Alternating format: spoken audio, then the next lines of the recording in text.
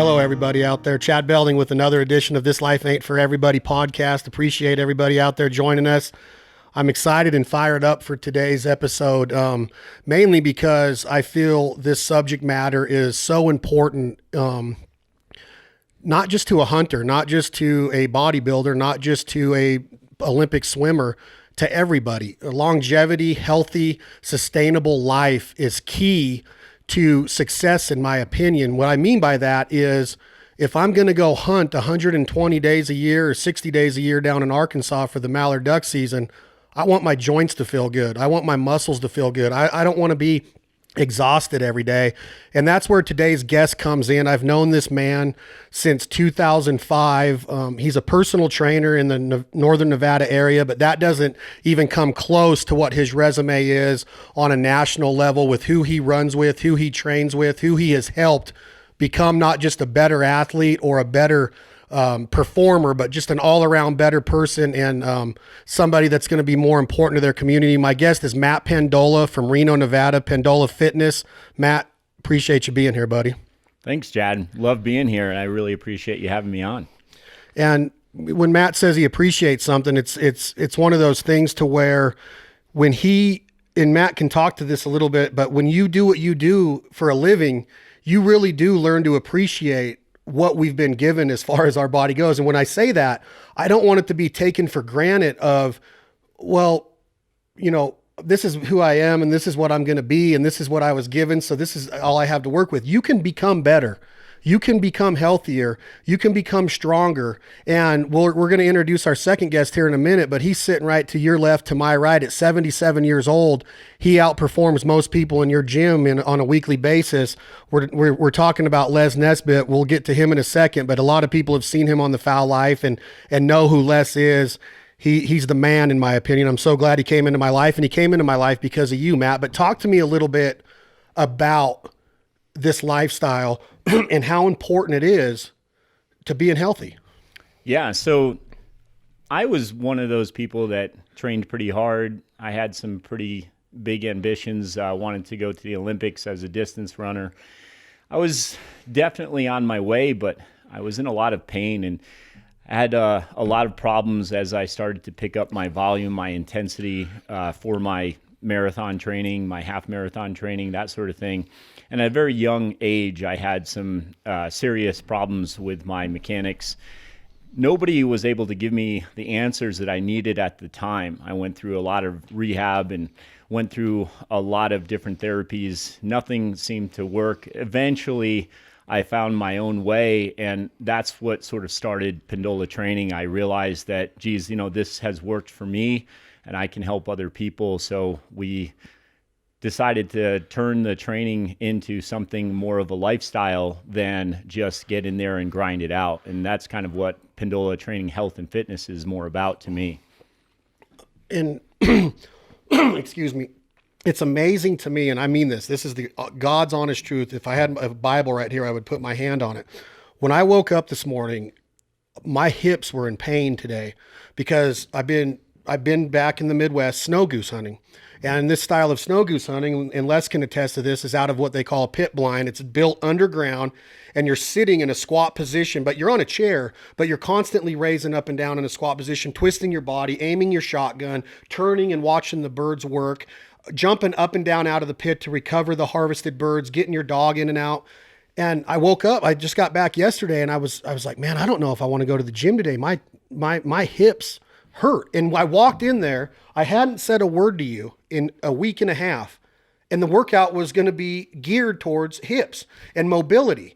And we started the workout off and I hadn't said a word. I'm like, how in the hell did he know my hips were in pain? And it's just, that's such a cool thing to me and a cool vibe that here I am 3 hours later now, after I woke up in that kind of pain at 43 years old. And I feel like $1 million that I could go run a marathon right now. So tell me, what was your mindset? And I know that you can't say, well, I read your mind, Chad, but why did we start the workout off like that? And what do you see the benefit in that?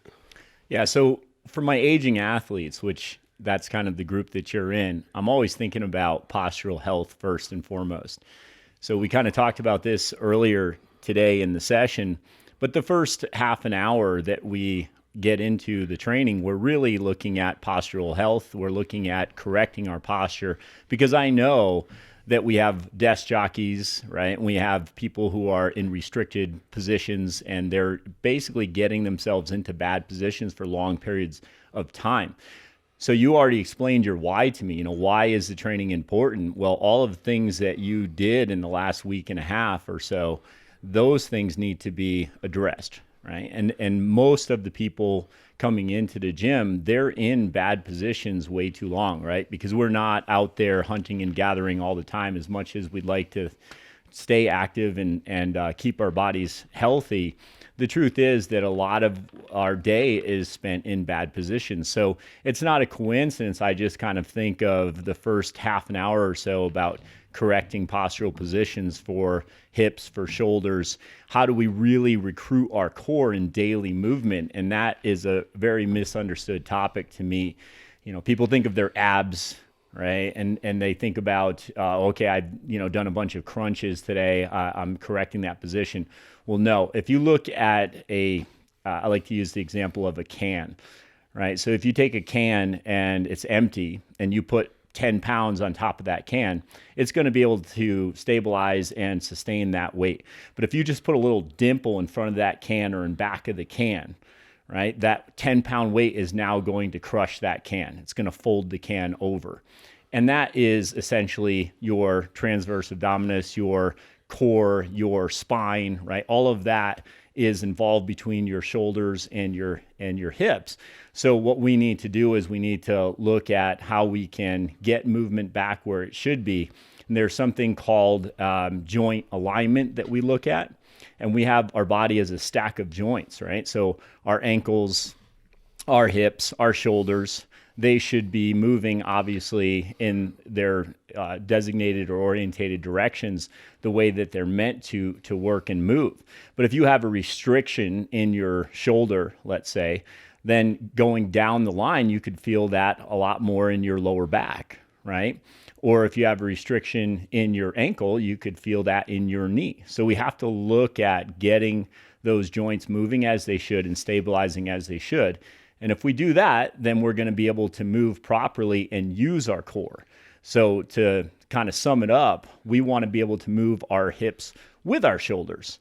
But most people aren't doing that. Going back to that dimpled can scenario, they've got some sort of a crease in their hips, for example, right? Or a break in their spine somewhere where they're not going to be able to move properly until we correct that, until we teach that to the nervous system. So our body needs to get realigned, and then we need to go through the proper movements in order to strengthen that postural position so that we can move without pain. And when you break it down like that, it makes a ton of sense. But here's the reality of it is I'm pretty educated as far as high school and college and secondary education and growing businesses and being out there and learning from society, having that common sense. But when you talk about the science of the body, when it comes to posture and joints and mobility and all that, here's the why, in my opinion, is as a quote unquote aging athlete, I'm probably not going to sit down and learn all that. And that's why guys like myself, Les, a lot of other people pay Matt Pendola, because you know that. So when I come to your gym and you're telling me to take a PVC pipe and lay down and put it in this crease by my hip bone, and I'm like, what? I don't even ask that anymore, because I already know that there's a why there. And here I am feeling 100% better. And when you say why like that, when you look at some of the achievements that you've had, you talk about a why. Like right now, you're 45 years old, right? Yes. And you look like you're 25. And you told me your why this morning is you're getting ready to try to make a personal best of 4 minutes and 50 seconds on a mile. And I'm like, on a bike or in a car? And you're like, no, running. And I'm like, 4 minutes and 50 seconds. I mean, I understand when you're in Kenya, and no offense, and you weigh 110 pounds, but you're muscular. You probably weigh 185 pounds. Yes. I mean, you're not like you don't look like a marathon. There's guys out there like Cam Hanes and these guys that aren't built like marathon runners, but they have the endurance of he can run 100 miles. He does these ultra marathons. So you have won, and correct me if I'm wrong, but you won the Elite Spartan World Championships and were a runner-up at the U.S. Duathlon Nationals at 40 years or plus. Right, for Masters division, to be clear. But yes, I did. And, the 450 mile was just a good goal for me to go after at 45. It just kind of sounded like a good number. Hopefully I can hit that. But, you need a why, you need goals no matter what your age is. And certainly when I was an elite marathoner, half marathoner, I could do 450 miles back to back to back to back. But, at 45 years old now, that's a true challenge for me to kind of get back to that. And I want to prove to myself I can do that. So when we talk about that why, Matt, it's so important to have an understanding of that, because my why is not to run a 4-minute and 50-second mile. When I go hunting, I love to be able to lay in a ground blind in a sit-up position and be able to watch the birds come in and say, get them, and be able to sit up and start shooting and do that 100 times a day, however many times a day it is, and not be in pain. Then I jump up out of that blind, just like a drill that would be in the gym of a box jump or a one-legged squat or something. I jump up, I'm jogging or sprinting to the birds because I got to get them back, or I got a dog out there. And I want to bring Les into this. Guys, Les Naisbitt. Les, you're 77 years old and you lay in these ground blinds with me. How important is match training at your age now? And you're 30 years older than me. And when I say that, I don't say it lightly, because he's hard to keep up with in the gym. You hit a heavy bag with this guy, he's going to smoke you. You hit a speed bag with this guy, he's going to smoke you. If you get hit by this guy, he's going to smoke you. So at 77, I ask Les all the time, why are you in here? Why are you doing this at almost 80 years old? Just talk to me a little bit about why are you doing it, Les, and does it help you through your hunting season? Absolutely. I started with Matt 17 years ago, and I tried to work on my own probably 2 or 3 years prior to that. And I would be very similar to that can with the little dimple in it when I was trying to do it myself. I couldn't achieve what I wanted to in a short period of time to get ready for a hunt, so I started working with Matt. And over the years, he's corrected a lot of issues I've had: 2 knee replacements, shoulder replacements, and various injuries I've had through hunting. And with all the other things he does besides working on the injuries I've had, is he gets your core body good, and besides all this, he gets your mental attitude that you feel comfortable and you have confidence that you can do what you want to do. In the case with getting out of a ground blind or layout blinds, it's very difficult.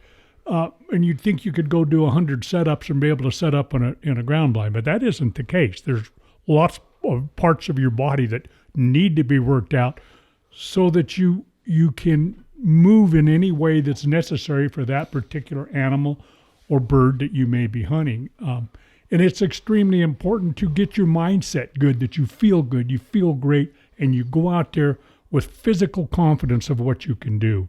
If you're on a sheep hunt and you know you've got to do, which I ran into this situation earlier this year, I was doing 14, 15 hour long hikes carrying a 20-pound pack. I mean, it was really tough, but I had told Matt what I was going to do this year, and he worked around that and gave me exercises to do and worked on certain strengths that I would need to be able to do that.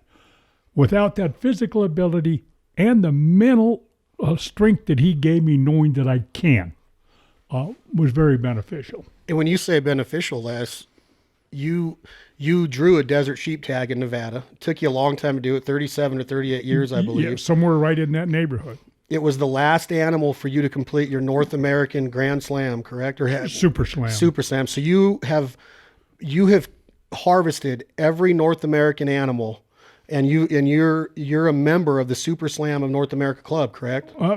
Every animal in North America recognized by Boone and Crockett as a. So that's a polar bear, a grizzly bear, an elk. Yeah, there's 5 species of caribou. There's various different. There's 4 species of bear, etc. And at 77 years old, and I want everybody to pay attention to this part. What was the altitude you were at when you shot that desert sheep in Nevada? I'm guessing I was at 11,000 feet anyway. 11,000 feet above sea level and I'm going to say it again, at 77 years old, it's not normal. And it can be genetics. You can relate it to anything, but I know I know Les very well in the last 3 years, and he has the right, what I call the RMA. My football coach growing up that coached Clay and Clint and all of us in the Belding clan, Ken Cass taught me about RMA, right mental attitude. Bigger, faster, stronger, but bigger did not necessarily always mean you had to have big biceps. It meant that you had to have a big heart. It meant that you had to have a big passion. And then you would become faster and stronger. And that's what Les is talking about. To strive like that and to have to climb to 11,000 feet, keep your heart rate at a sustainable level to where you can look through a scope and keep your breathing in order, Matt. Tell me a little bit about how training is so important, because when I get the adrenaline and I get the hair on the back of my neck, goosebumps, no pun intended, when those birds are working in, or I got a fly rod and I'm catching fish, I get fired up. That's what I love to do. And I know that's what Les loves to do, but you still have to keep it in check and be ready to perform. And if you're not ready to perform and you're out of shape and you're breathing heavy and your heart rate's at 150 beats per minute, mine's more like 90 or 100 when I'm fired up. And that means that I've trained my body to stay in shape, right? Or talk to me about how important heart rate is and why you always stress. And you even, in my early days of training, you made me wear a heart rate monitor in every workout. Yeah, heart rate is important, and conditioning is often misunderstood as well. I feel like a lot of people are doing conditioning that doesn't relate to their why. So good example, what you were just talking about, you got to be able to bring your heart rate back down. So we talk a lot of times in our training circuits about being able to breathe nasally or being able to breathe with our proper mechanics so that we're really breathing in and out with good form and good control, not just gasping for breath and trying to catch your breath as much as you can, but controlling your movements and controlling your heart rate as you go between sets, work sets. You actually have a job to do right now, which is to bring your heart rate back down. So a good example to me is a football guy that I've been working with lately, to where, he had some injuries that he was dealing with. It came very quick and obvious that the conditioning work that he was doing didn't make sense. Right? Football, for example, is an alactic sport, right? The average play is 5 to 10 seconds, right? So, you're working with an athlete who needs to be very explosive for a very short period of time, for example. But with this kid, he's doing runs at a mile long or longer, right, for conditioning. Or he's doing drills that are, for example, 170 meter repeats on a track, which doesn't correlate to football very well at all. So I learned from a guy, Joe DeFranco, who's like a titan in our industry, about conditioning football players, especially a little bit more, to where you're really looking at the sport itself and the average time that you're playing, which is, again, 5 to 10 seconds in that scenario. So, why are you going to work on steady state stamina for 20, 30 minutes, right, or longer? So once we started incorporating these kind of explosive drills into this kid's training, and we started to learn how to recover our heart rate and bring our breathing back down in between sets, not only did his injuries go away, but the speed that he wanted came, and it actually came pretty quick and easily. So whether you're a hunter or you're a football player, you got to ask yourself, why is this important for me right now, and am I doing the right thing? Right. So for me, running a 450 mile, I have to do more steady state stamina work because that's part of my why. But it's not a part of a football player's why. For a hunter, Les, for example, does do a lot of steady state stamina work. Right. He's out there, he's hiking, he's doing some biking, he's doing some work there where he's keeping his heart rate at what's called MAF, right, maximum aerobic function, and he's learning to control his heart rate so it doesn't get too high, but he can recover quickly. And so for somebody like Les, his bouts are going to be more along the lines of bringing his heart rate back down so he can control his breathing, so he can make that precise shot without letting his breathing get in the way, right? And I'll let Les speak on that a little bit more, but I think that with, what was it, 2 heart attacks less before you started training? I had one heart attack, and then I got adhesions around the stent, so it was actually just one heart attack. Excuse me. Prior to going and coming to see you, I had the heart attack, tried working out, and then met you at, I think, 24 Hour Fitness at the time, and we worked on that, worked on my conditioning for that, and the knee replacements and the Achilles tendon were all big parts of what I wanted to do. And it's when you start talking about the word injury, I think my mindset now is like my shoulder gets a little pain in it. And before I'd be like, man, my rotator cuff, because I had reconstructive surgery playing college baseball and tore my rotator cuff in my labrum. I'm like, oh my God, I tore it again. And then I go in and I do the drills you teach me on the rolling out and getting to those different points and touch points in there. And by myself, because of your leadership and showing me how, I can get rid of that pain to where my mindset before was I'm injured. I don't want to work out today because I'm going to hurt it worse. Well, in reality, the first 30 minutes of our workout is like a complete curing process. That pain's gone. And now I feel like even a stronger athlete to where my hamstrings hurt one day, but then that day after the curable 30 minutes, I'm doing a 42-inch box jump at 43 years old, which I would have never thought in a million years I can do. And I'm not trying to brag or anything, Matt, but I weigh 208 pounds right now.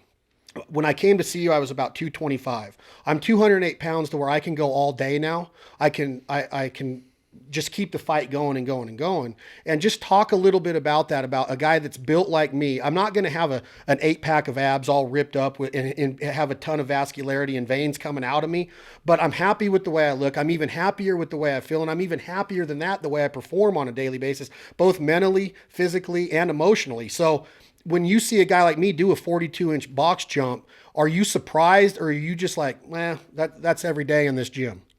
No, that's definitely not every day. And, you deserve credit, as, Les also deserves credit for the fact that this is a daily commitment, right? So you have to do what we call your personal protocol, and you have to stay on top of what it is that your body needs from you each and every day. And that allows us to get more work done in the gym. But I will also preface by saying that I'm not slamming something like CrossFit. I know a lot of people will get angry and send in, hate emails because I don't like cross training or don't like CrossFit or that sort. That's not necessarily the truth. I love the culture that something like CrossFit has. But the fact is that, people are doing circuits, they're doing training that really does not equate to their why or their goals. Like you said, you don't want to be in pain. You want to feel like you can go all day doing what you love to do.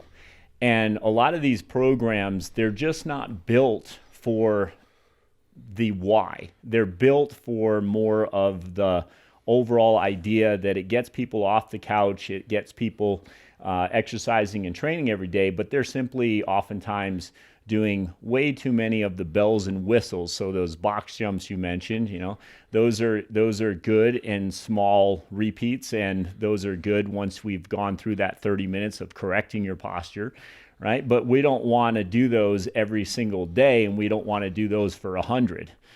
Right. And so we go back to that equation of what do you need? What is this really doing for you and your eventual goals or your current why? And that's what's important about the training to me, is that each individual in there is addressing their why, but without overtraining, without overdoing it, without over adrenalizing. So a lot of our athletes that have very specific goals, they're doing themselves a disservice by doing just the general workout of the day without really addressing what their body needs or what they need it for. So again, I think a lot of people are in pain because they don't move enough, and then they start moving, they start getting into shape, they start oftentimes doing a program that's actually over-adrenalizing them or causing their bodies to under recover, I call it, right? So they're always chasing their recovery, whereas we try to give the body just enough dose so that it has to respond and get stronger. so that it can accomplish these things that you want to accomplish, but we're not doing it to the point where you can't recover from it. And I think that's the takeaway is you've got to be able to recover from what you're doing, or you're not going to adapt and get stronger and benefit from it. And when you talk like that, I hear, and I remember back in the days of teenager and young 20s, mid 20s, how much you bench, how much you squat. And in your gym, you never hear stuff like that. Right. And to me, you've always stressed two words, which are purposeful practice. And if somebody picks up on those words and they really dissect them, really, what is your purpose and why are you even practicing in the first place? And that's how my mindset is that when I walked into the gym today and I go in there and I see what you call the culture, and I love culture, and the culture of that place is success. And it's always, nobody is in there to be the best. Nobody's in there to be better. Let me say that. They want to be their best, but they're not trying to be better than anybody else. Because if I went in there with the mindset like, I'm going to smoke this 77-year-old today, I'd be an idiot. Right. And now I'm in there today with Joey Gilbert, who was on The Contender with Sylvester Stallone and Sugar Ray Leonard and was very strong in boxing, coming up as an amateur and a professional. The dude is an athlete. And I can keep up with Joey now, and we're both, around that 40 age mark. And purposeful practice is so important to a guy like Les or myself, because I want to be able to shoulder that shotgun. I want to be able to shoot it a bunch. I want to be able to pull back my bow. I want to be able to drive a mud motor with my left arm and have strength in my shoulder and stability. And people say, well, that doesn't sound that hard. Well, it beats you up when you're doing it for 120 days in a row. And I'm not trying to say, wham, wham, my life is awesome. I love doing what I'm doing. But if I wasn't having that mindset that Les was talking about before, and that RMA, that right mental attitude that you teach us, you could very easily say, I'm not going today. Well, not going doesn't count. And it's the same mindset that I have in the gym. And that's just where I want to go with this is purposeful practice. And what you teach us is we pay you a certain amount of money a month. It's just like college. No, my professors never came and knocked on my dorm door or my apartment door when I missed class because they didn't care.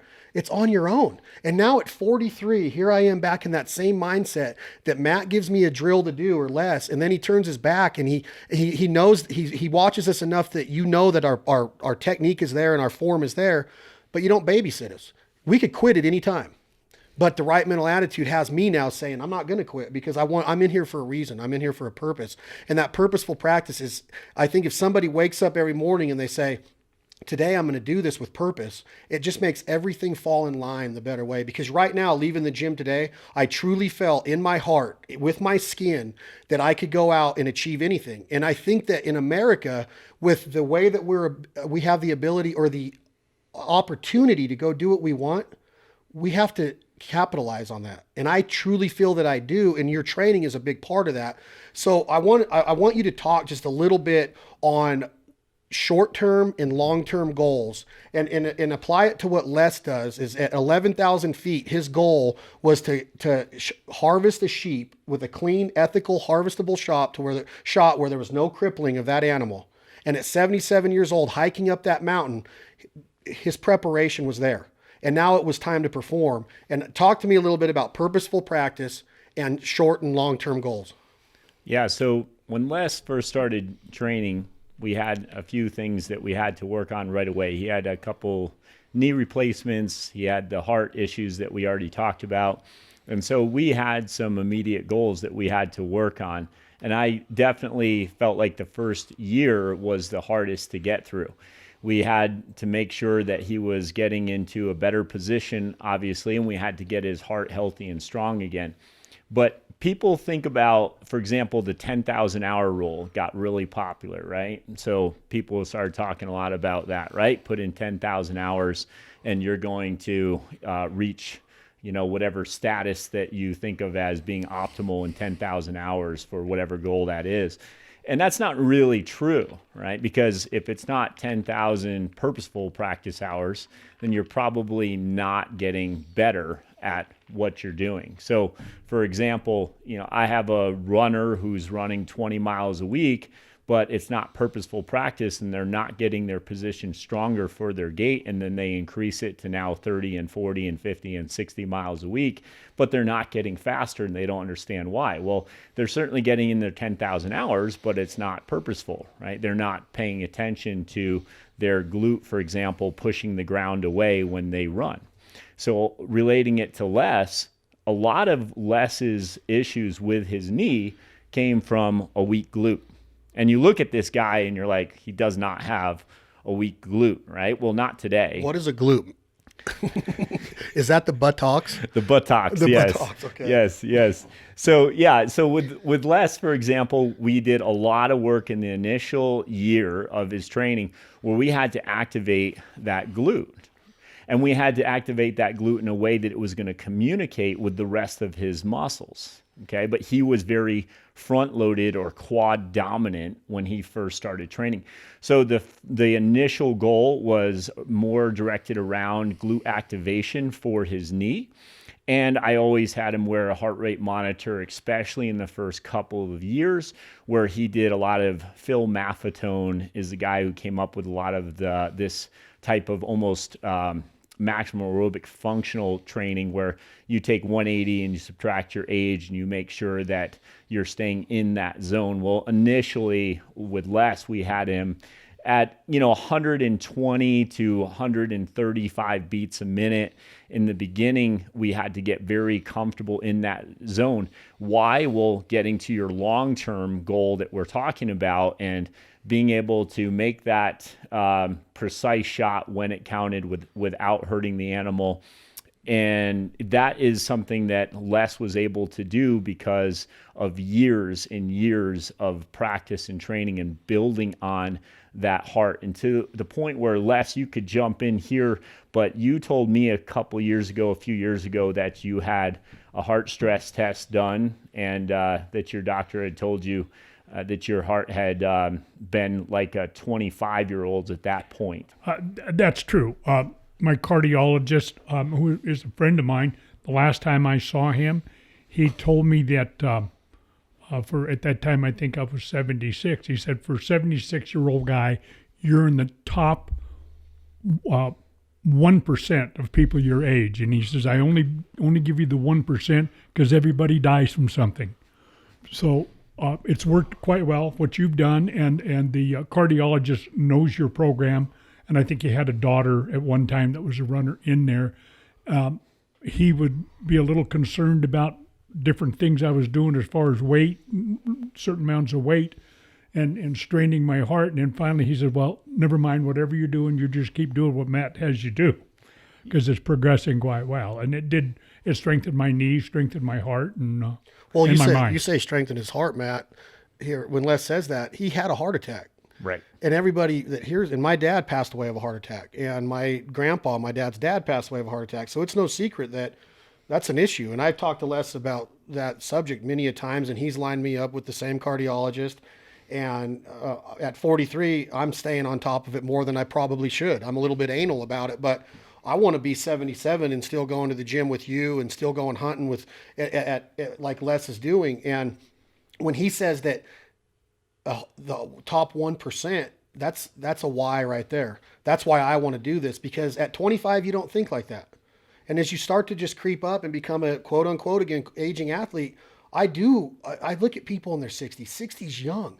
My mom's 63. She's beautiful. She's active. Every one of our parents that are my age are reaching, coming close to 70, and they're all still so active. They're skiing and they're participating and working out and bowling and traveling. And now you got Les that's approaching 80, and he beats all of them tenfold. And I see it every day by his travels, his hunting, the way he's nonstop. He's a very successful entrepreneur and business owner. He's had that right mental attitude his entire life. And now at 77, he continues to apply it on a daily basis. And that's what I feel I take out of the training more so than I can do a 42-inch box jump. Or I have my name on the wall. I'll brag a little bit of a 4.09 sled push, which you said is amazing. So when I look at that, I'm like, that's cool. But what's cooler is that I take away every day that I want to attain that kind of a goal of being 77 and still going to Alberta to chase the migration. To me, that's awesome. You agree? Oh, I definitely agree. And, I know some of your listeners are probably thinking, well, how does this, relate and how can I use this information? But with Les, I like to bring forward the point that I believe it was probably about 2 weeks into his training, I think he almost quit. We're doing, I don't want to swear on the podcast, but we call it ballerina bull, the rest of the word. And you know, that's what Les called it at the time, because he didn't understand why he had to do all this balance and stability work. He wanted to be able to, you know, do the bells and whistles, like I say. And with the heart rate training, it was the same thing. You talk about purposeful practice and long-term goals. Well, Les can do some pretty intense, high-intensity type of training now, and he keeps up with the big dogs at the gym like yourself and Joey Gilbert, world-class athlete, right? And he can keep up and he can do this, but he has the base now. 20 years ago, when he started this route, he didn't have the base, right? So people want to kind of do the sexy stuff. They want to do the high intensity interval training, right? They want to jump right to that stuff because that's bragging rights or something, right? But where Les didn't quit is where many do, right? It's the stuff that you don't want to do a lot of times that you have to face it and say, this is where I need more work done. And Les did that. He did the ballerina bowl work, and he did the steady state stamina or the Phil Maffetone maximum aerobic function type of work. And he did that until he built up a big enough base where now we had such a big base, like a pyramid, we could work on the peak and getting up there to that ultimate why of everything that we've discussed about his hunting goals. And here's some cool thought process that's going through my mind right now. Tell me if you can dig on this a little bit. And right now in America is one of my favorite times of year. And I wasn't a wrestler, but in my entire life, I wanted to be. I should have been. If I had it all over to do again, I would have started wrestling with Luke and Joe Sellers and Bo and Jake and all the Sellers boys at Wooster High School back in the day. And they were considered the pioneers of wrestling in Northern Nevada. And now this time of the year, it's the NCAA National Championships, and it's happening in Cleveland, Ohio this week. And I pay full attention to it all season long. I watch the wrestlers, the rankings, and now I'm so excited to watch it this weekend because it's the titles. And you talk about a sport where you're on your own, right? And this is where I'm going with this: is there you're out there, the lights on, and it's just one mono, right? You against one other dude. But what people don't forget is that on that Penn State team, on that Ohio State team, they got coaches that been there, done that. They're behind the scenes now, and they're not looking for the credibility. But when you start looking and digging and dissecting what those coaches achieved on a high school level, a collegiate level, and an Olympic level, Olympic medalists winning the gold medal for our country, you can look up yourself, like the head coach of Penn State. And I don't need to say his name. I mean, if you follow wrestling, you know who he is. He's really the reason these kids are performing, because his recruiting efforts are bringing them there. And then his approach is like yours, the right mental attitude that they can go out and achieve this. And I think they've won 4 national championships in a row. And this year they're not favored. Ohio State's favored right now, and I think I'm correct on that, but it's going to be an awesome weekend to watch wrestling. And the reason I'm going here is that those kids, the credit is going to the program, the coach. In country music, Garth Brooks sings an unbelievable song, or one of these big time hit makers sings a big song. The songwriters are the one that wrote that song, that had that in their heart, the passion to write that song. Yeah, George Strait puts his voice to it, but if you look up the name Dean Dillon, he's written, I don't know, maybe 20 or 30, 40 number one hits, and a lot of those by George Strait, but nobody really knows who Dean Dillon is unless you dissect that industry and really want to learn it. And that's what I attribute to you, is that I go out and I'm very successful in being able to be on TV and have an awesome crew and a great business and brands. Les goes out and he's a member of the North American Grand Slam Club at 77 years old. I keep saying that because it's amazing. But behind the scenes, we have this foundation of Pendola Fitness. And I know that there's other training all over. And that's what I love about you, Matt, is that you always are giving credit where it's due to your mentors, and who, like Coach Bobby Mcgee, and people can...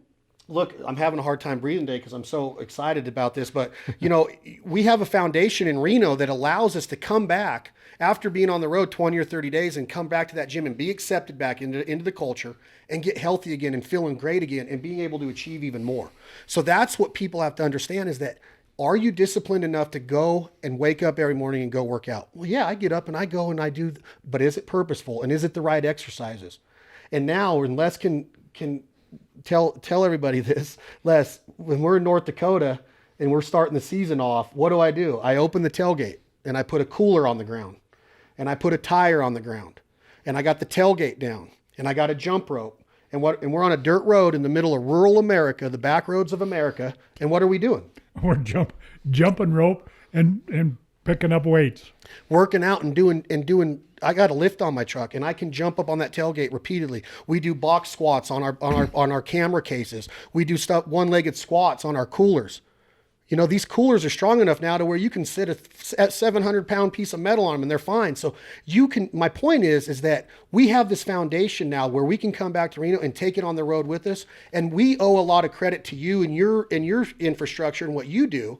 Just like you owe a lot of credit to guys like myself or Les or your wife is, and you can talk about her. Erin is amazing with what you do and what you preach, but it goes both ways. And people have to understand that, yeah, you can wake up and do this on your own.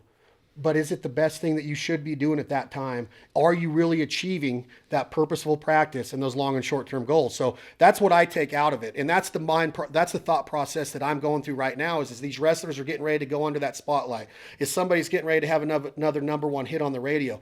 There's a lot of behind the scenes people that don't want the credit and don't seek the credit like yourself, but they deserve all the credit in the world because they continue to let people like us strive for excellence. And that's where training comes in, and with this lifestyle, this choice, it's a choice to live this. Do I want to eat an extra large pizza with pepperoni on it right now? Guaranteed I do. But the mindset is that's not the right thing to do. And I won't do it. Now, that's not saying that I won't have a bite of pizza with my daughter next week, because I'm not going to just cut out everything in my life. And your philosophy doesn't make you do that. So we can talk about that kind of stuff all day, but there's so much that goes into this lifestyle. I'm passionate about it, and I don't know the first thing about training, but I listen to you, and I know that I'm achieving something because I feel great every day. Yeah, you earned me some points there with Erin, and my wife Erin. She's amazing. She's one of those people that she's really supported me, and so I've been able to really grow my business, and she's sacrificed a lot. We have a daughter, little girl, Mia, and Mia's 6 years old now, and it takes a lot to be able to, have a family and still have a balanced lifestyle, and at the same time, pursue all of these goals, which I'm lucky enough to call this my passion, not my job. And so it's people like yourself and Les that really get me up in the morning, and it keeps me going. I never, ever imagined when I was in my teens that this is what I would be doing for a living. I haven't worked a day since I started this, and that was 17 years ago now.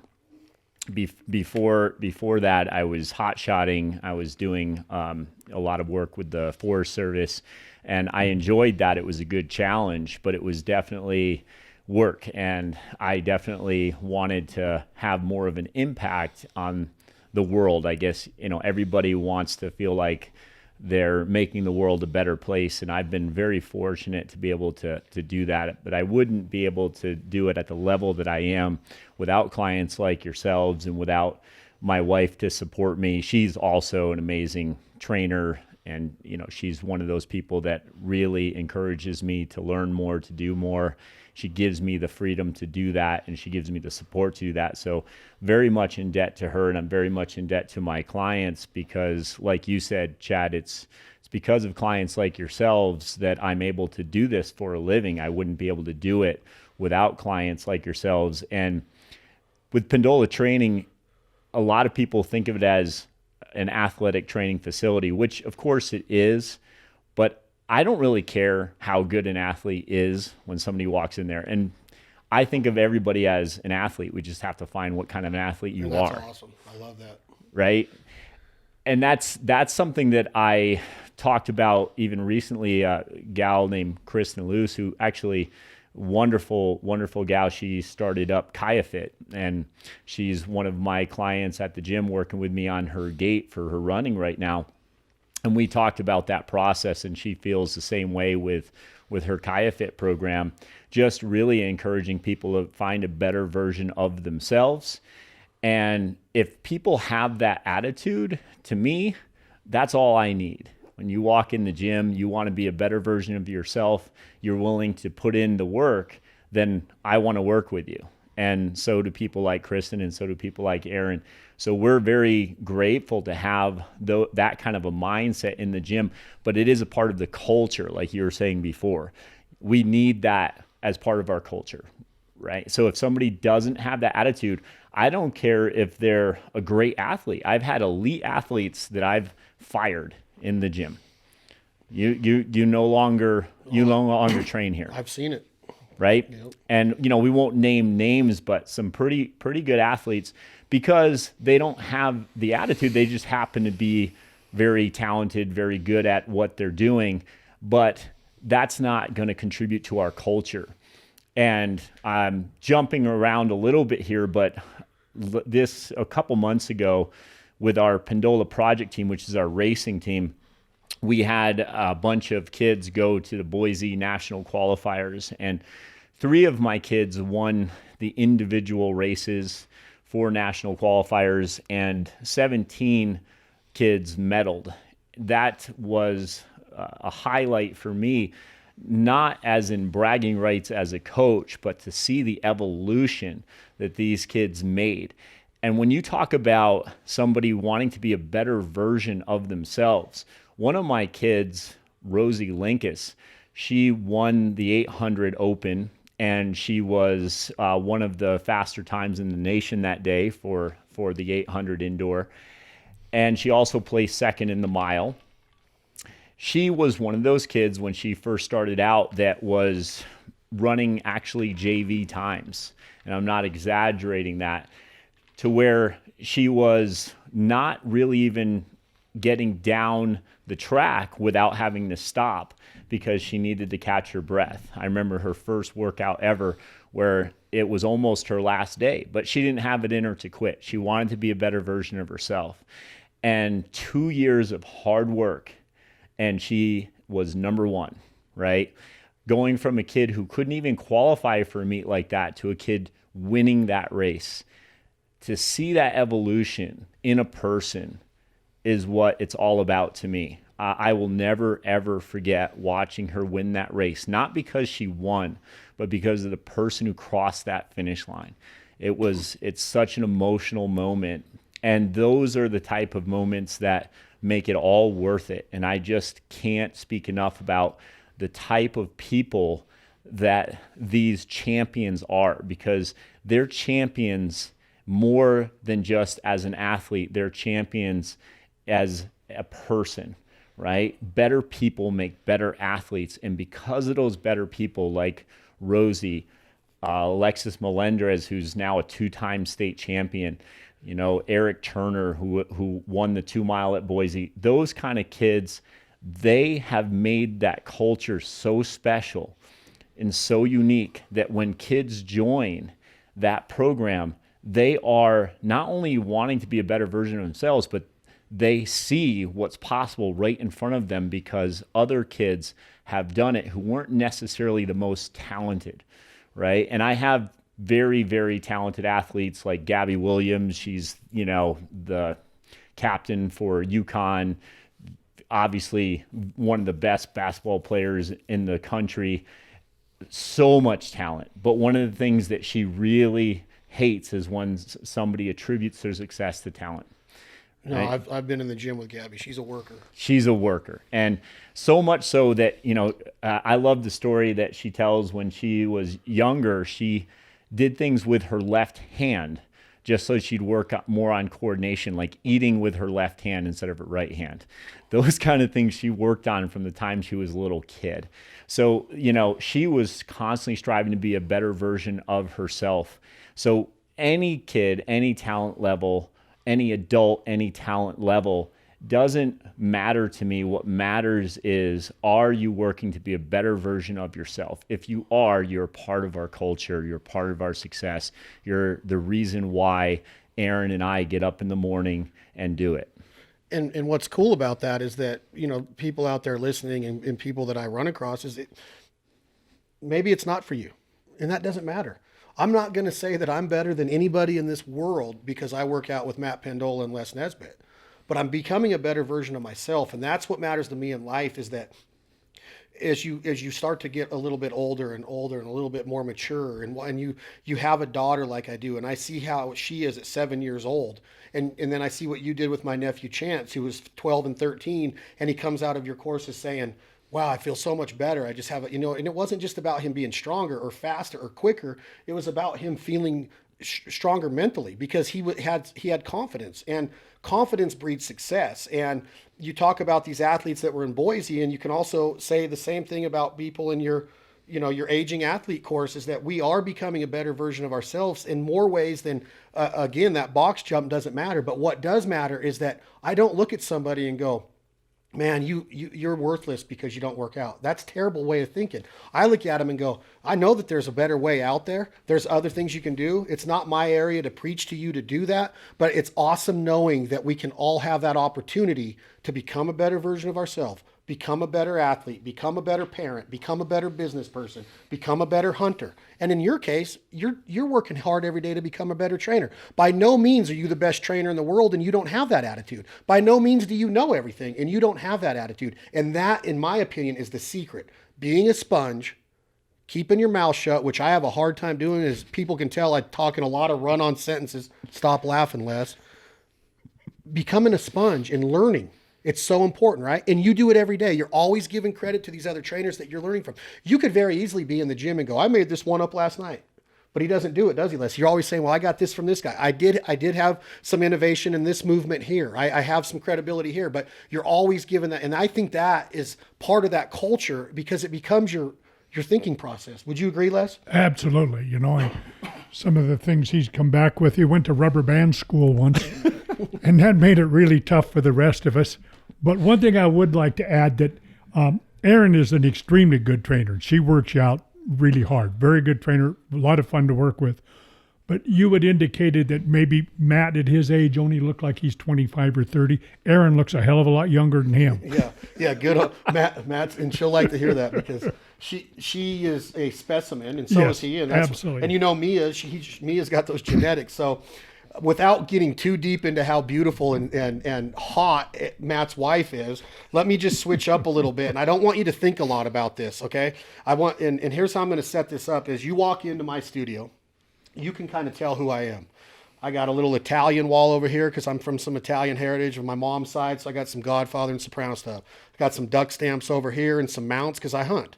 I got some baseball stuff over here. I got some music stuff over here. So you can kind of tell where I'm at and how and you've been in my house for dinners and how I cook and in my community or my culture. You walk into my house, you kind of see the same thing through my decorations. I don't just put something there because it might look good or to get somebody to compliment it. When I walk into your gym, I feel the same way about what you do because you talk about bells and whistles. Well, your gym's not bells and whistles. Your gym is the best diesel mechanic in the world in the darkest shop in the world that can fix anything. And that's how I look at it. But when you start breaking it down and what I say dissecting, because I love to dissect things, I'm going to say some quotes that I credit to you. And I know they're not your quotes because you do give credit again with the author and the original sayer underneath. But I do accredit one to you, and that's yeah, man. You get us to say yeah, man. And because that's the right mental attitude is yeah, man. There's no such thing as a bad day, Matt, right? There's guys over in Afghanistan that are living in the sand, fighting for our freedom, that have bullets going across their head, that aren't sitting there going, wow, wow.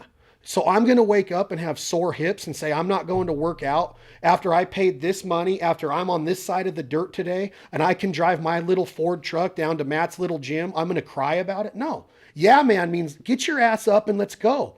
Nobody's going to do it for you, right? I mean, is that what you mean by yeah, man? Let's roll. Yeah, man. That's exactly what it means. Close? Am I close to that? No, you're right on. That does happen to be my quote. That's one of the few that actually does come from me. Kind of came back from my hot shotting days when we would be on shifts that were some of our shifts were 36 hours long, right? And so you're just trying to get through it, and you're trying to sort of motivate yourself and your crew. And I did get to the point where, I was a sawyer. I was the lead sawyer. I had guys that were working under me, and we were getting, really tired trying to get through that shift. And not only a shift, right, but you've got to actually put the fire out and you've got to control the fire. And so you have to keep that intensity high. And of course, your back is screaming and you're fatigued. You want to just sleep. So kind of like Tony Robbins, almost that scenario where you're just screaming yes. You're saying, yeah, man, I can do this. Yeah, man.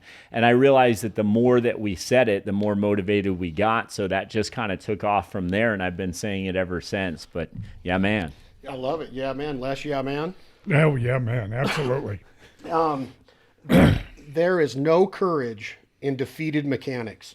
And you know who said that, and if anybody ever looks up who said that, I mean, the guy's pretty special when it comes to athletic training in the country and creating, some badasses in the running world, right? Yeah, Bobby Mcgee.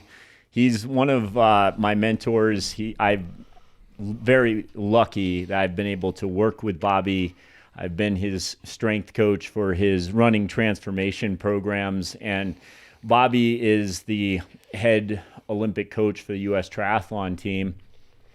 And one of the things that we talked about early on was no courage in defeated mechanics, which goes back to that whole concept of purposeful practice that we talk about. So, an athlete running an extra 20, 30 miles a week, there's no purpose in that if they're doing it in defeated mechanics, is essentially that means. But I put that up in the gym wall because that really crosses over to anything that we're doing in the gym and anything that we're doing in life, right? So I like to have my athletes think about what is purposeful both in the gym and out of the gym. And so that's why that's an important quote to us. I think it's important. No courage in defeated mechanics can apply to any walk of life, which, and I'm saying it again, is this podcast is called This Life Ain't For Everybody. And I'm not ever insisting that it's about my life because I have to go hunt. I get to go hunt, and I'm humbled by that.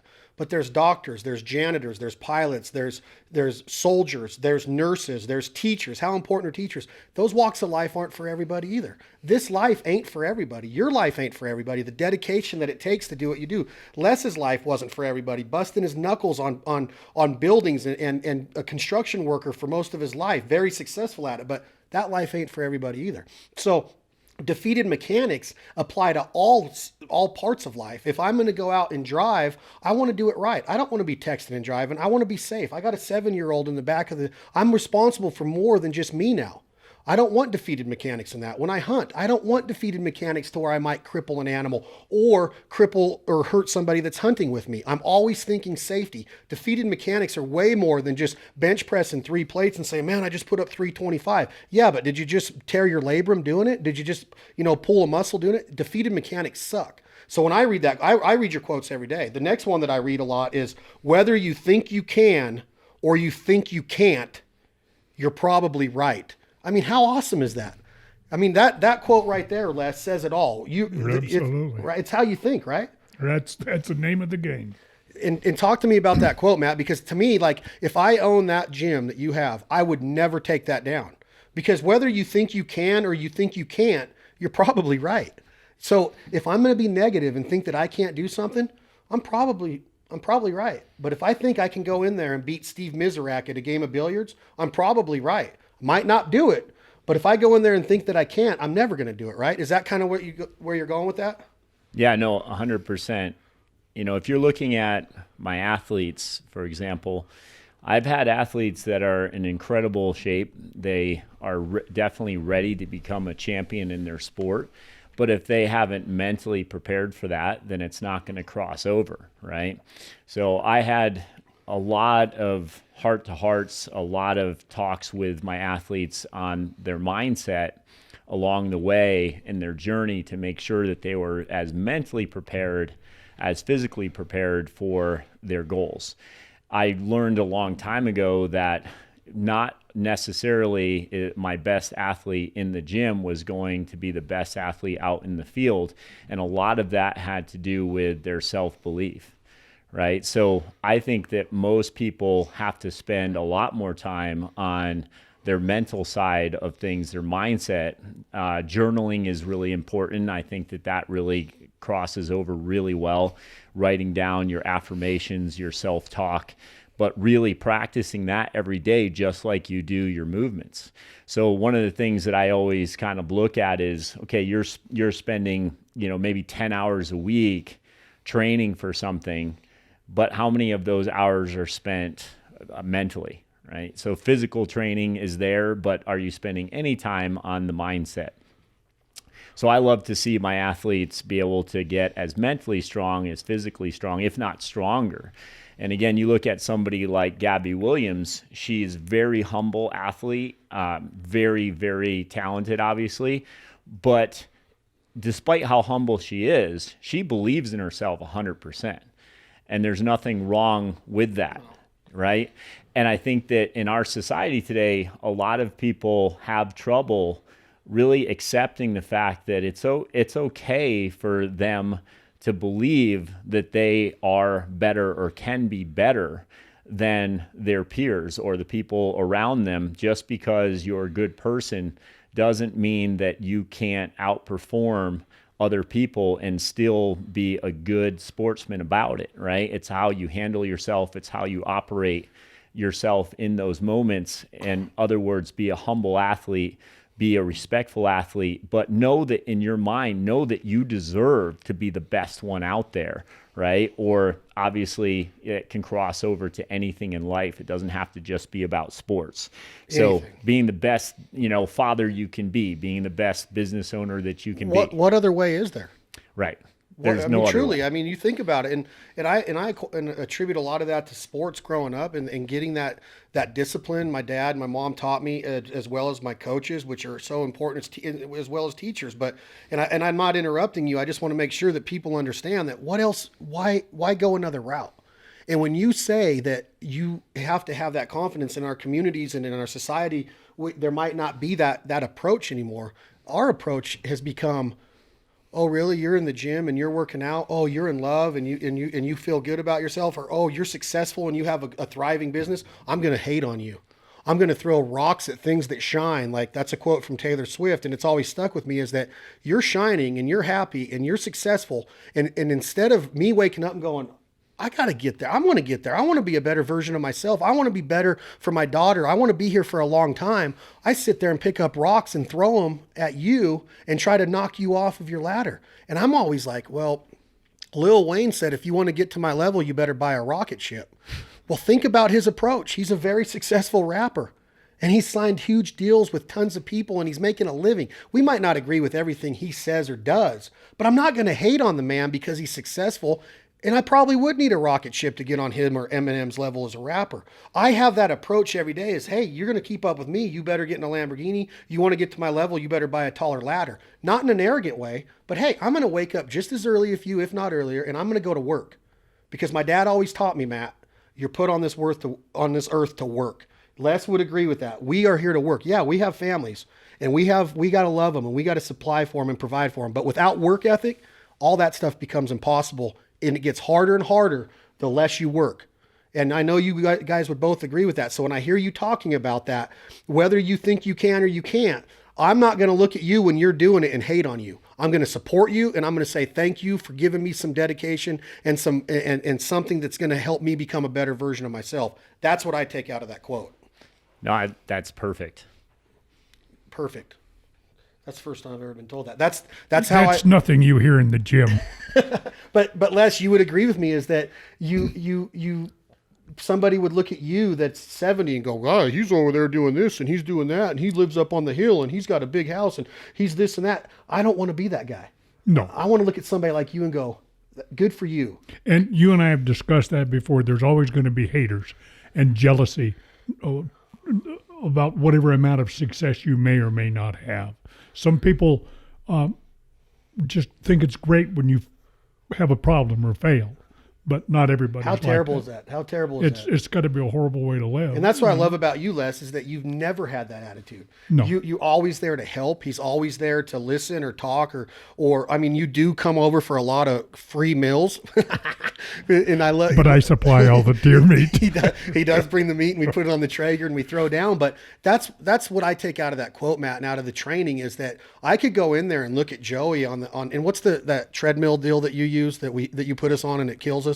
The Woodway. The Woodway. And Joey's on that Woodway this morning just warming up, and he's like, Mike Tyson with Custom Auto back in the day with his sweatshirt on, and he's running because Joey's a world-class boxer. I mean, the dude's been in the ring with some legit stud, like badasses. He's trained with Sugar Ray Leonard and a lot of MMA guys, and seeing him on that Woodway this morning, I'm like, man, I want to say something to cut him down.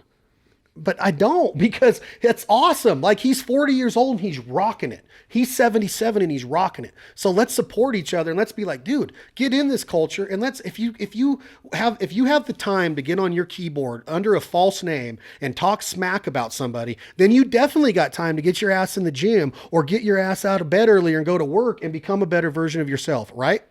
Yeah, no, absolutely. And, that's why getting back to just basic things, accomplishing these tasks that you have for yourself are so important, because again, whether you think you can or you think you can't, you're probably right. So when you think about, say, a little goal that you have set for yourself, like getting a certain amount of reps in a set, and you give up on yourself, you have to ask yourself why. Why did you give up on yourself? And if you can truly come up with the answer, you'll find that the next set you do, you'll be able to accomplish that number or that goal.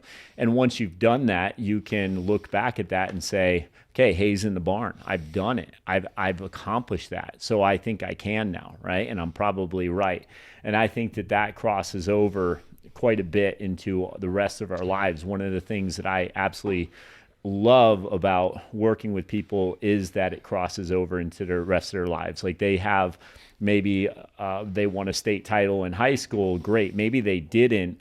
Maybe they accomplished something in business that was purposeful for growth of their business or something like that. But it all comes down to whether or not the person believed that they could in the first place. That is what's ultimately going to affect the rest of your life. So when I have an athlete that I haven't even trained in years, I haven't seen them in years, but they're living a wonderful life, I feel like, wow, that was really important that they were able to realize that they could, that they can. That's awesome.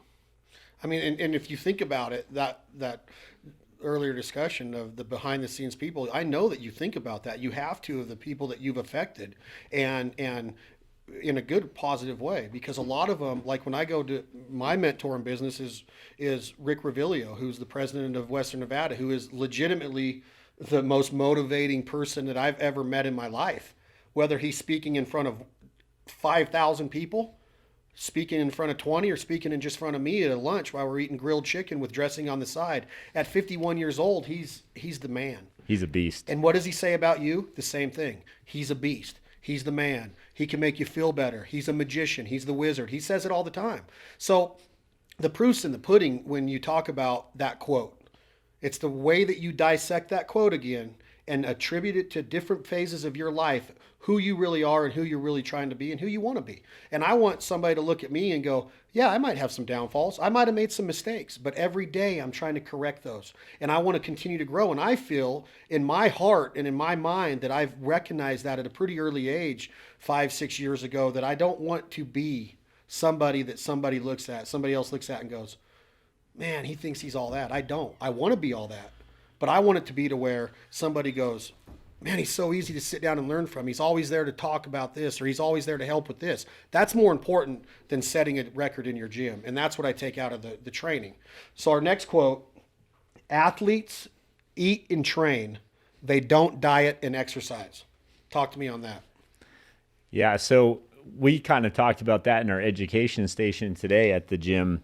But a lot of people, they're trying to follow diets, right? They're trying to hit a certain body fat or lose a certain amount of weight. And, that sets them up for failure, right? You can't follow that for the rest of your life, especially if anybody says the word diet to me, I know it's not sustainable, right? So I want people to eat and train. I want them to listen to their bodies. I want them to pay attention what allows them, and that's the important part, what allows you to feel good, right? So not everybody is going to eat the same way and feel good from that particular pattern of eating or those particular choices, right? So some people are going to do a little bit better off of a higher fat program for them or options for them. And some people a little bit better off of higher carbohydrates or higher protein, that sort of thing. But the important part is that all the macronutrients are in there and that the right choices are being made for that individual, their activity level, and their body type. So, you're going to eat a little differently than I am, and Les is going to eat a little differently than we are, but we're all essentially making good choices, and we're paying attention to how those choices allow us to feel and how we can evolve, right? Both mentally and physically, I'm talking here. So, for example, somebody's on a low carb diet and they can't think straight. Their brain's in a fog all the time, but they just lost 10 pounds and they're super excited about that. Well, unfortunately, talk to me in 6 months and we'll see how you're doing. Yeah. Your business might not be going so well because you're not making great decisions anymore. Something as simple as that. Was that a good 10 pounds that you were able to lose? And by the way, were you able to sustain that? The answer is always no, unfortunately, for people who do those kind of patterns and diets. So I look at just making good choices and realizing that you can't exercise a bad diet away. Right? So you can't exercise bad choices away. So you're making good choices, but those choices should complement both your mental and physical being. I've never heard you say that, and it makes so much sense. You cannot exercise bad diet or bad nutrition choices away, meaning that, again, you don't babysit us when we're away. I go and have the hardest workout in the world. I'm going in and out intervals of 160 to 170 on my heart rate monitor, back down to 90 to 100. I'm having an awesome training session. I feel great. Then I roll over to the pizza buffet and I slam down 10 slices of pizza.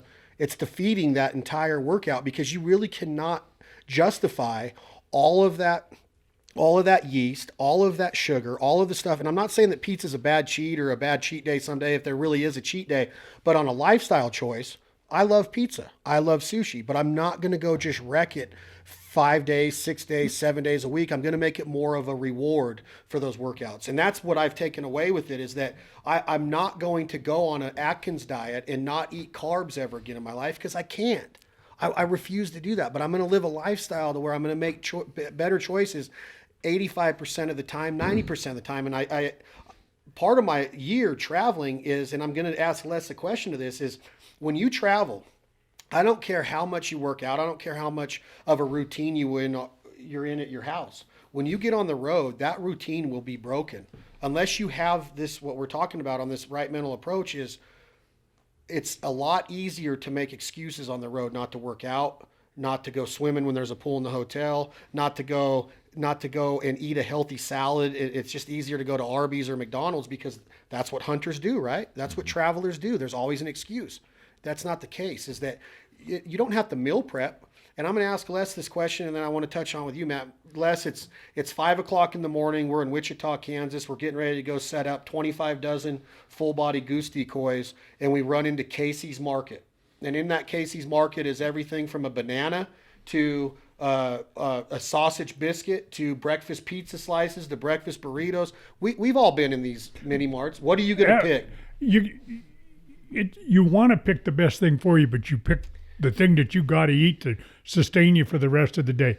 Be it a piece of pizza for breakfast, it's a limited time you have. You got to run in, run out, and you can't sit down and have a salad for breakfast. And as my mindset has grown walking into there, I start to look for things that might be high in something, but maybe better for me in the long run. Like, let's say jerky. Jerky's an awesome snack for us.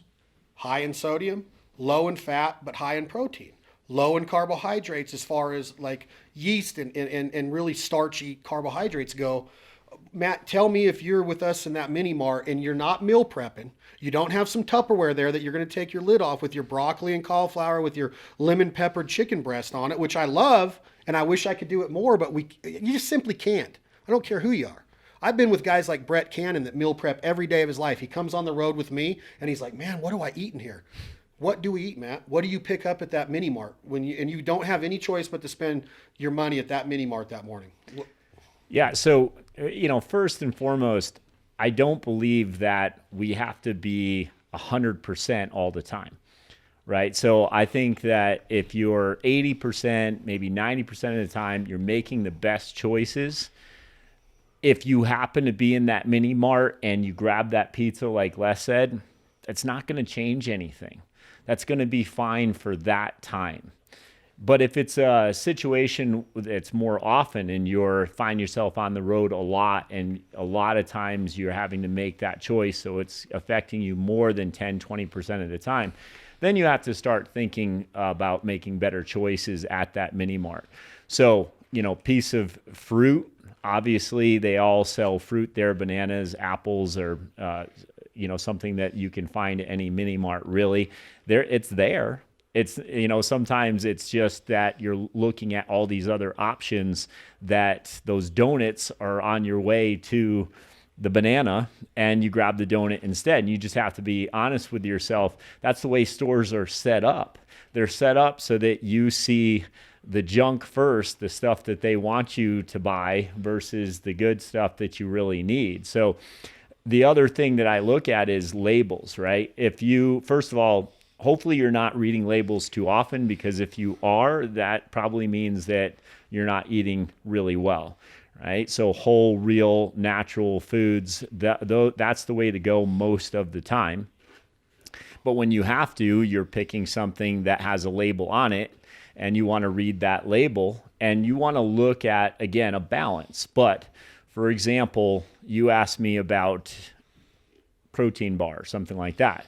So I picked up on my way here at 7-Eleven, I picked up a bar for you called Fit Crunch, and I'm not endorsing Fit Crunch in particular, but it had more grams of protein in it than it did sugar, right? So that's a simple rule to follow.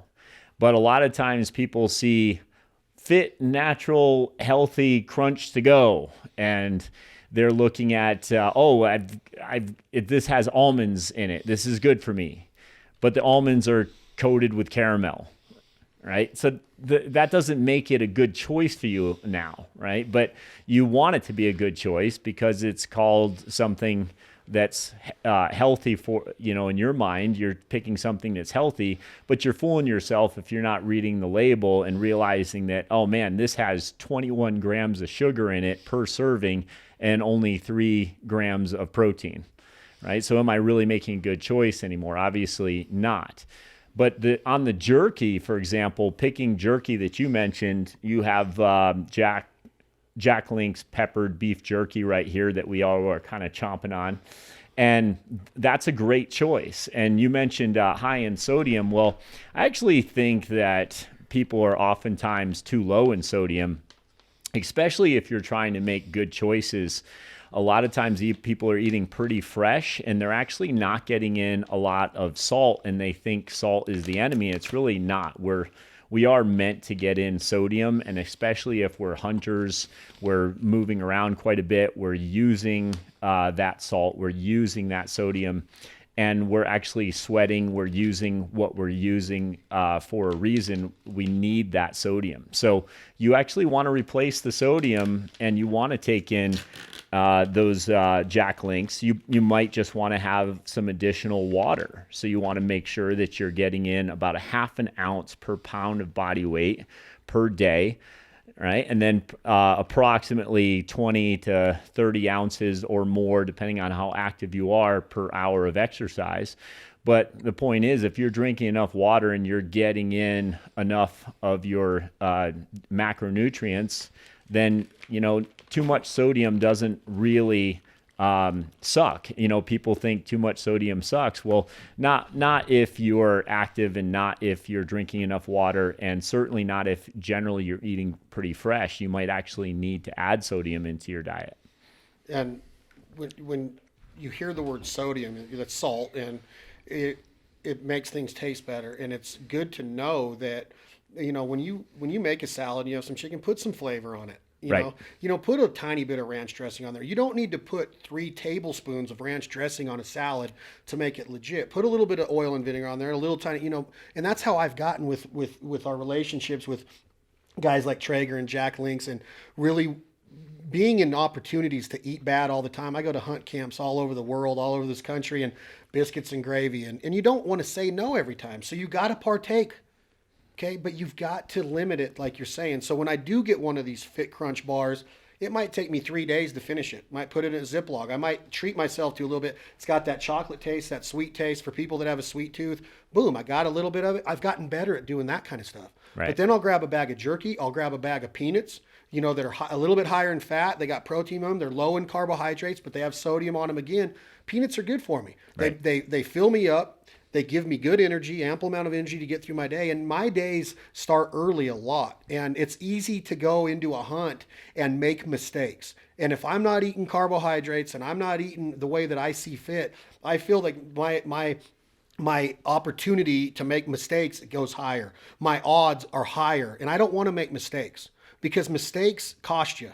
They cost you financially, they cost you personally, they cost you in safety wise, they can cost you in a bunch of different ways. So that's when I read that quote on the wall is, I don't want to diet. I don't want to ever go to somebody and go, I can't eat that, I'm on a diet. I want to be able to go over to my mom's house and she's like, hey, try a little bit of this chicken Parmesan. She's Italian, she's proud of it. I'm not going to go, Mom, I'm on a big time diet. I can't eat that right now. I want to know that I worked hard enough in the gym that day and I've been making enough right choices that I can have a couple bites of that chicken parm and feel good about it. And that's, I think, your mindset, correct?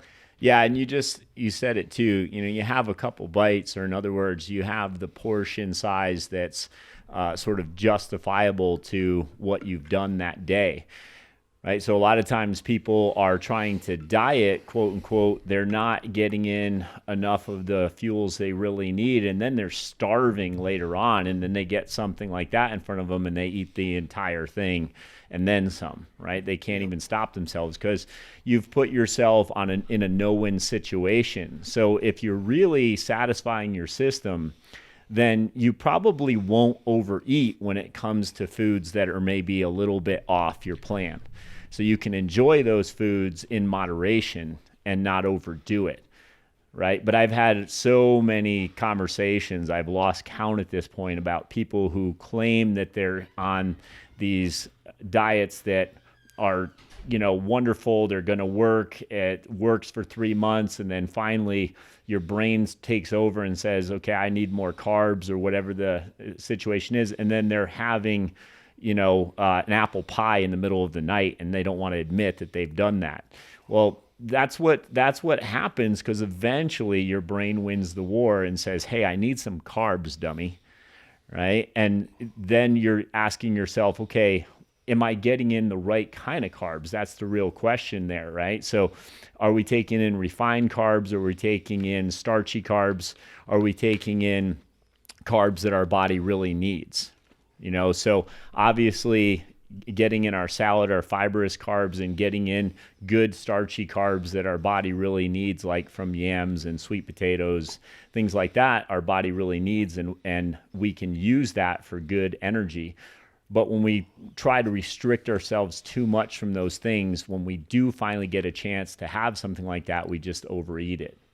It makes total sense. And I've seen that a ton. You come in from we wake up early in the morning and you prepare for your hunt. If you grab a bag of jerky and a banana and some peanuts and you eat them a little bit throughout the hunt, I don't find myself anymore going back to the lodge with food on my mind as much. Yeah, I'm hungry, but I don't sit there and overload my plate and just have to be slamming 2 plates of food. And I think that portion control is huge in disciplining yourself. And just portion control can get you in really good shape as far as aesthetics, losing that muffin top or that spare tire or whatever the words you use, that you're fat, you just portion control can help you there. So now I love sushi and I love sushi rice, but I don't go in there and just go eat pounds and pounds of that rice. I might just go in there and have some raw fish and really systematically think about, I don't need to hammer this. It's at my disposal whenever I want to come eat sushi. I don't have to act like I've been in a cave for the last 6 years and I haven't seen sushi.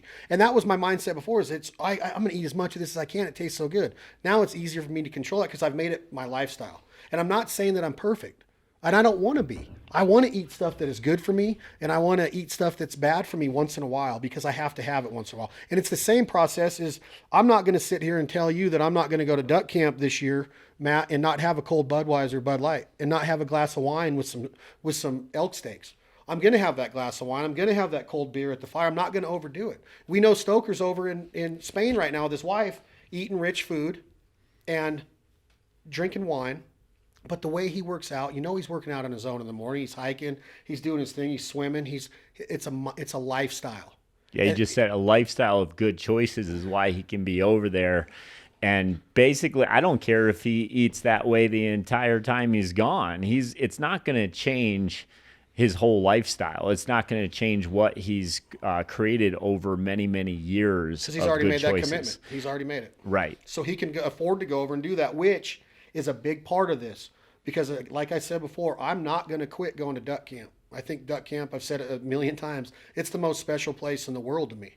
I'm not going to quit. But at duck camp, there's choices that I've learned to make better just based on, that mindset that we learn in the gym at Pendola every day. And to me, it's just as important as that 42-inch box jump. Yeah. It's just as important as Jerry Rice catching a touchdown or Dwight Clark making the catch from Joe Montana back in the day. Yeah, he's known for that, but he was also known for his work ethic. If you go and look up Herschel Walker, who won the Heisman Trophy and was one of the best running backs in NFL history, maybe, there's a lot of them in there, but his workouts and his push-ups and his sit-ups, that's what he's known for to me, because he disciplined himself. And now today, I think Herschel Walker's probably in his mid-50s, close to 60 now, and you ought to see him. I don't know if you paid attention to him, but look him up. Anybody listening out there, look up Herschel Walker and look what he looks like right now. He goes to the University of Georgia and runs with the team, and he leads them around the track with his shirt off, just looking like he did when he played for the Cowboys. So it's a lifestyle, and we could talk about that one all day. And as soon as you make that commitment and you say, you know what, I'm not going to diet. I'm not going to ever say I'm on a diet. It's just a lifestyle. I don't want to have more portions than I need. I don't want to eat more pizza than I need. I'm going to make it more of a reward for me. I have found that with my lifestyle, I very easily could weigh 350 pounds. And I'm not just saying that. I very easily could. And I choose not to by making the better decisions 85, 90% of the time. Right. And I'm going to continue to do that. So yeah. And the conversation about going to 7-Eleven, by the way, I'm just thinking about a lot of hunters in this situation or people who are traveling a lot. But I can't tell you how many times people are telling me that they heard eating fruit is bad. Eating a banana, I heard that's not good for me because there's a lot of sugar in it or something like that.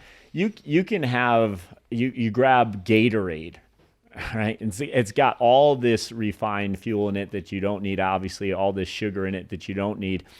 Or you grab some orange juice, let's say. Right. And the orange juice has all the sugar in it, surplus of sugar that your body isn't going to use versus grabbing that orange. So it comes back down to whole foods, picking whole foods. Your body is going to self-regulate. It's going to realize after you've had one, maybe two oranges that you've had enough of that orange and that's satisfying to you. But you can easily drink down 8 oranges when it's orange juice because you've gotten rid of the whole food, right? You've gotten rid of the fiber, and now you're just drinking down the equivalent of maybe 8 oranges, which you would never eat 8 oranges in a row. So fruit is not bad, right? You just want to make sure that you're actually eating the actual piece of fruit. Yeah. Like if Gatorade has been around forever, and if you live that lifestyle of staying in shape and being healthy, 85-90% of the time, I'll grab an apple or a cherry Gatorade or a red or purple Gatorade, and it's not going to hurt me. And athletes, you see them drinking it all the time, and the choice is up to you. If I'm in the mindset that I want to, and we talked about in the gym today, is I want to get a little bit more lean. I want to lean up, and I do. This summer, before the summer starts, I want to lean up. It's out of duck season. I really want to lean up. So I'm not going to make that choice to drink a bunch of beverages that are high in sugar and high in calories. My caloric intake is going to be lowered, but it's also going to consist of food that is going to make me feel good and feel right, and know that, hey, I just ate a piece of salmon. Yeah, it's got some fatty oils in it, but they're good, and it's going to make me smarter and make better decisions. And I'm not going to eat 3,000 or 4,000 calories of junk. It's just those kind of decisions and choices that are going to make you be able to go over to Barcelona, where Stoke is right now, and be able to enjoy that vacation. And not be over there going, sorry, I can't eat that souffle because I'm on a diet. I don't want to be on a diet. Never want to be on a diet. So, right. And by the way, when you're on vacation, one of my pet peeves, people going on vacation and they want to know what they should eat, what they should do for exercise. Right? You're on vacation. I don't go to the gym on vacation. I'm on vacation. Now, we're a pretty active family, so we'll go out on a hike or something. We're enjoying, the scenery. We're doing stuff like that. But when we go out to eat, guess what we order? Anything we want. We're on vacation, right? So give yourself those opportunities to, cheat, if you will, a little bit, because if you've made good choices consistently throughout your life, then any of those choices you make when you're on vacation isn't going to change a thing, and you'll come back refreshed, probably even more willing to follow your healthy lifestyle, right? Because you've kind of rebooted your system and you're fresh and ready to go, and you're ready to come back to the gym and train harder, right? People go away on vacation, but they're training every day in the gym while they're gone. They come back in, they might be a little burnt out. They didn't even get that true recovery that the body needs. So that's what a vacation is supposed to be for, in my mind, right? Recovery, response, repair. Give yourself a little reboot once in a while and enjoy your time off. And you can do that by making those right decisions 85, 90%, most of the time. And I think I know you've said this to me, and I know that you're envious about this part of Les's lifestyle, or my lifestyle, is the ample amounts of organic, fresh from the field meat that we get to have in our freezers year round. We're eating elk and mule deer and whitetail deer and wild boar and halibut and ducks and chuckers and pheasants and things that we harvest them, we butcher them and process them, and then we prepare them, and then we feed them to our friends and family, that bounty. And I've had you over to Wild Game Feeds. Les is here for them all the time. Stoker and his wife that might necessarily agree with the hunt. They don't agree necessarily with the hunting lifestyle. Right. His wife walked up to me and said, "This is some of the best food I've ever eaten." And they're world travelers. That not about my cooking, because several people were cooking that night, but wild game and what we get to take from the field to fork. It's pretty awesome, right? Oh, it was so good. I absolutely was amazed, actually, at how good the food was that night. And like you said, it's just getting back to the basics. You're eating good, healthy foods that come from your passion, which I think makes it taste even better. Not pumped with steroids, not pumped with enzymes. I mean, when you eat an elk tenderloin or an elk backstrap, and I know, Cameron Haynes is big in our industry. He's a huge elk hunter. My brother Clay is a big game hunter, and lots of people in our family are. And then you have guys like Joe Rogan, who's, the commentator for the UFC, has an awesome podcast, the Joe Rogan Experience. He's into archery hunting now. Elk. And if you go onto his Instagram and you follow his feed of him preparing elk, it's just like our kitchen in our back porch with our Traeger and all of the different recipes that he's trying. And he's so amped up and fired up. He works out, he makes healthy decisions, he lives off the land, he hikes, he jogs, he's with his dogs, he's with his family, he's living a wholesome life, and he's enjoying it with wild game, fair. And he says, I've never eaten a better piece of meat than an elk backstrap, an elk steak. I haven't either. I mean, there's a lot of wild game out there. Dave Stanley, who we had his son on, John David Stanley, on one of our podcasts, he makes duck that I would put it up against any filet mignon in the world. And that's what I love about wild game, is when somebody goes, man, that's gross. Or you had the mindset like, I'm not eating that. I know people that hunt ducks all the time. Like, man, I just can't figure out how to cook them. Stokes' wife, I'm not going to enjoy this. And then the next thing you know, they're like, man, last year, you agree, right? Oh, absolutely. Absolutely. Because all I eat is wild game. I open my freezer and there's no store-bought meat in there. It's all wild game. And sometimes you go to these hunting camps that are 10, 15 days long, and you don't have much of a choice what you're going to eat. I mean, you eat what they set in front of you out in that tent in the middle of nowhere, And a good portion of the time it is wild game that they've harvested out there. So it's a good product. And being a better version of ourselves is becoming a better preparer of food, in my opinion. I have a big time passion for cooking and food preparation, and not so much as I just want to dig in and chow, but to know that we're eating healthier. We were responsible for that animal in so many ways as a hunter and a conservationist. And now somebody like Matt Pendola and Aaron Pandola come over with Mia, and they're slamming down some mallard duck and some elk tenderloin. That's pretty awesome.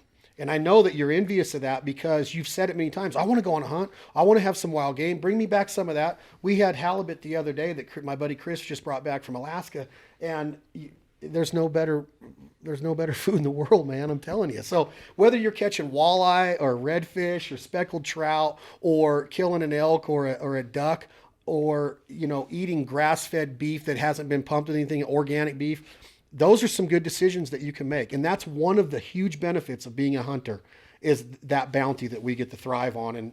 And I know that you enjoy it. And a guy that stays in shape, that makes his living, his entire livelihood off of being in shape. You can't go into the gym as a trainer and not look like you work out. Period. I ain't going to trust you. Just like some people say you never trust a skinny chef. I know lots of skinny chefs that can throw down and cook, but I know a lot of big chefs that can throw down and cook too. So I wouldn't go into a gym with a trainer that doesn't look like in shape and probably trust his ability to get me in shape. So you have to look like you know what you're doing. Wild game helps us get there. Absolutely.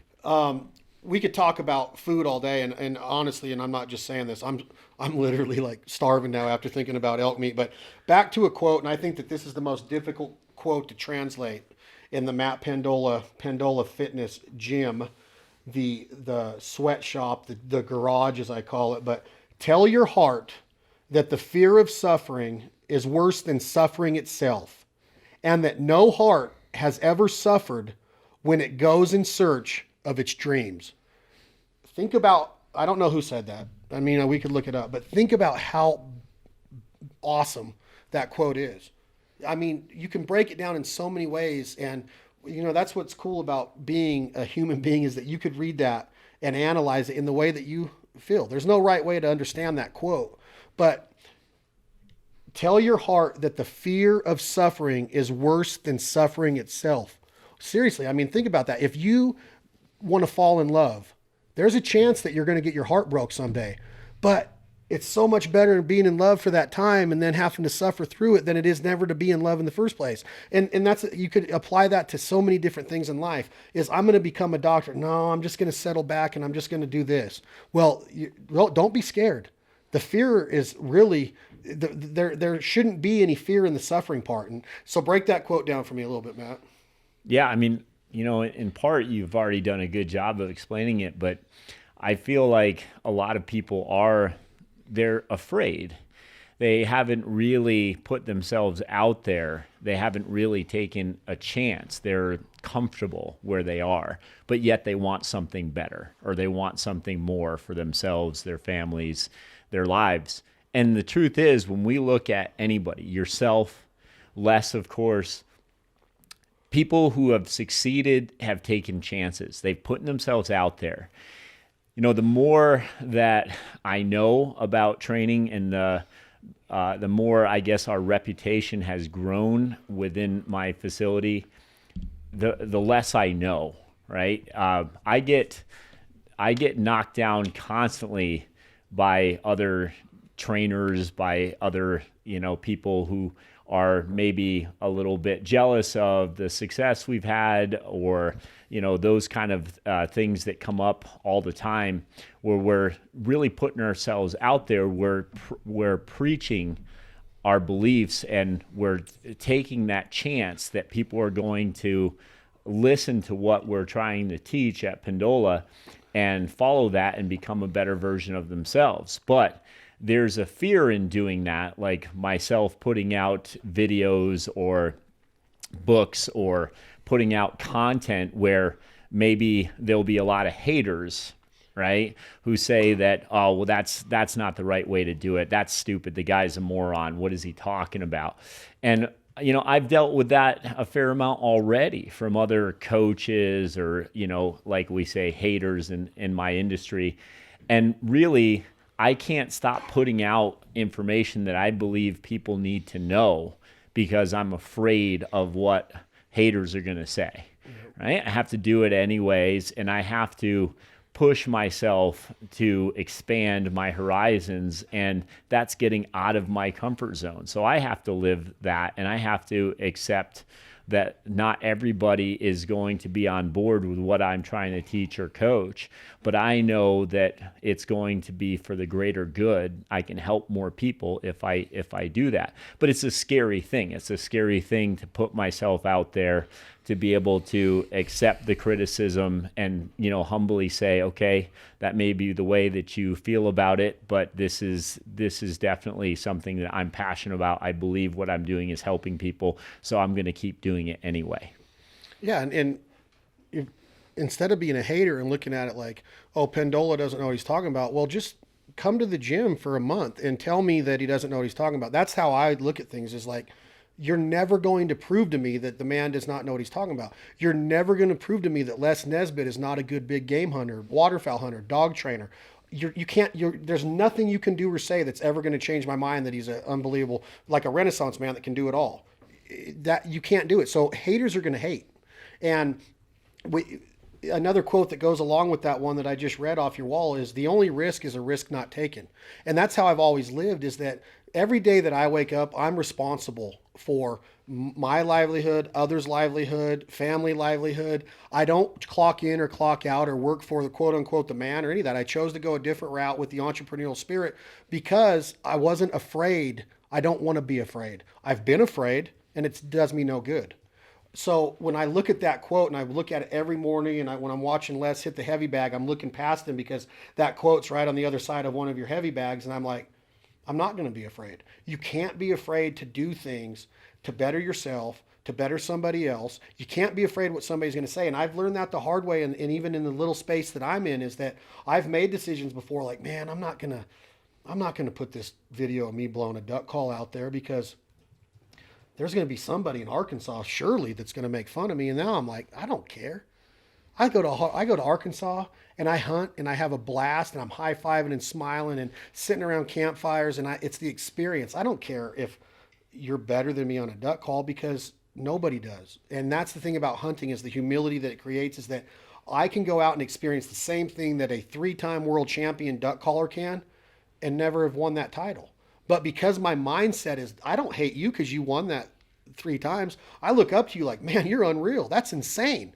So hopefully you look up to me and go, man, you're really experiencing it too. You're living the same life I am, and you didn't have to win it 3 times. That's the right mentality, in my opinion. I'm not on a soapbox preaching like, oh, you don't need to criticize somebody. But Les has taught me a lot. And I want to ask Les, is that you could very easily say, I'm not going to walk up 11,000 feet above sea level to shoot a sheep because I'm 77 years old. But when you did it, I mean, think about it. The achievement is there. And somebody might say, there's no achievement in killing a sheep. Well, I'm not even going to go there with the haters on that and the antis. Les, 77 years old, we're back at that again at 11,000 feet. And to make that hunt happen, you had to know that there was some fear in that, right?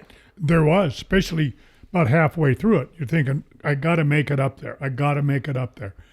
I went up to 11,000 feet the one day, and I looked at 3 or 4 rams, and they were too small, and that's not where I shot them. So I was up there. We hiked for 16 hours that day. I got up to the top, laid for 45 minutes looking at the ram. They got up, they were too small, went back down the 12 or 14 miles to the car, and then went back the next day and did the same thing in another hill. But, your biggest thing is, I hope I can make it. I hope I can make it. But you don't quit. You just keep doing it, And that's what Matt talked about at the gym today. And Matt hates when I'm on my phone in the gym. And today I had a valid reason, because I was really taking notes, because you do a podcast like this and you could very easily come in here and just talk. But if I went in to do a podcast, and I've done several of them, or a radio interview, I like it more when somebody has some research done and some details of your mindset and what you're going through. And when you were talking today about, and I'm not afraid to say it, Matt uses some profanity once in a while to get across to us in the gym. And I love that part of it because I'm used to that. And I'm not going to use it right now because I don't know how old our audience is listening, but He directs most of that to me too. he does. Quit with the excuses. Right. Just stop. There's no reason for an excuse. There just isn't. Whether you're argumentative, whether you think you're a know-it-all, whether you're a pessimist, whether you're an optimist, there's no excuses. Just get up and do it, and let's better ourselves and become a better version of ourselves. There's no excuse in this world that either one of you or anybody else out there in society can tell me you're an idiot for doing that. I don't feel like doing that today. You don't deserve what you have. You don't deserve to be in the major leagues. You don't deserve to be famous. You don't deserve to be rich. Really? You look at rich people and people look down at somebody because they've made money. Do you know how hard it is to make money? It's hard. But with work ethic and some innovation and some thinking out of the box, you can achieve a lot of things in this world. And being an American and living in our awesome country, the best country in the world, we're able to do that. So what Matt said today stuck with me, Les, is just quit with the freaking excuses and get up and do it yourself. If you want something, go get it. Right, Matt? Yeah, no, 100%. I mean, I think it's really important to say that I believe in tough love. Les, he got the brunt of that tough love today because, he wasn't doing the protocol that he needs to do for his shoulder, and I called him on it, and I did it, in a way that Les can respond to. My wife before has said to me, quit being so tough on Les. Quit, don't talk to him that way. He's like a father to you, and Les is a father to me. And I definitely do that because he's like a father to me. I want him to know that I care, but at the same point, if I don't give him that tough love, he won't respond to it. He wouldn't come back in if I didn't give him tough love. And as a coach, some of my kids, they maybe will fold if I'm too tough with that love, so to speak. So maybe I have to, curtail that a little bit. Maybe I have to change my hat a little bit until that kid kind of understands where I'm coming from. But ultimately, my kids will tell you, my coach, hopefully they would say, will do anything for me, right? But he also holds my feet to the fire. It's not just kind of babying our kids and babying our clients and making them feel like they don't have to accomplish something. They have to put in the work. They have to put in the effort. And if they don't, then we're going to call you on it. We're going to put you into that position where you really have to ask yourself, am I practicing what I preach, or am I doing what I'm supposed to be doing? And if you're not, then, hey, you're not going to get a ribbon for getting second place, so to speak, right? I don't believe in all of these, I got 8th place in a race and I got a ribbon too, A participation award. Participation award. No, thank you. No, thank you. And again, that doesn't mean that you have to be the winner, right? You just have to be a better version of yourself, and you did win, right? And I just want everybody to realize that when they're in the gym, Les is trying to be a better version of himself, and if he's not doing the things that's going to allow him to do that, then I'm going to call him on it. But I do love him. Yeah. Well, like I've told you before, that there's no hill for a climber, and I'm a climber, pard. That's the quote that I love right there. Say it again, Les. There's no hill for a climber, and I'm a climber.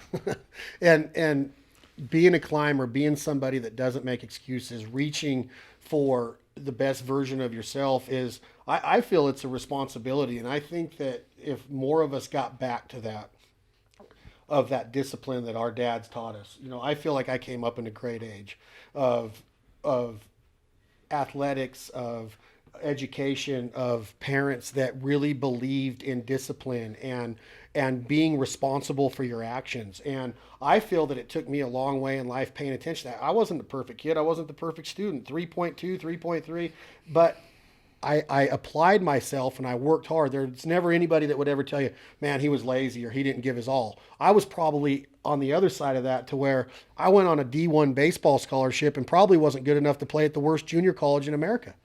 And I still got signed to UNLV, like my brother Clay did too. And the coach always said, I wish I had 15 Chad Beldings instead of one, this guy, whatever. He always would say that. He also called me the worst recruiting mistake that he ever made, which is so funny. But I think it's awesome that he could say that to me and I didn't sink down into a hole and just cry myself to sleep that night. It hurt a little bit knowing that I wasn't going to be a major leaguer. But now, because I took that mindset of never giving up and never making excuses, I hunt with George Brett. I hang with major leaguers. I get to go down on the field at major league games. Not rah, look at me, but they are hunters. They do what we do. So there's that common bond, that common thread there. And I'm not a major leaguer, but I'm hanging with them and I get to be part of their lifestyle and they get to be part of mine. And it's because those different walks of life that are brought together through being a good person, a better version of ourselves, being a pillar to people, that network is formed. And I don't make excuses for it. I'm proud of it. You're not going to hate on it and go, I'm not going to listen to it. And there's no time for that right now. Let's all wake up tomorrow and figure out how to become better versions of ourselves. And we could talk on and on. This has been an unbelievable 2 hours for me. And this life ain't for everybody. It is for everybody. This podcast is for everybody. You don't have to be a hunter to listen to this. And our friends at Mountain Ops brought this episode today. Mountain Ops is an awesome supplemental company for the outdoorsman, conservationist.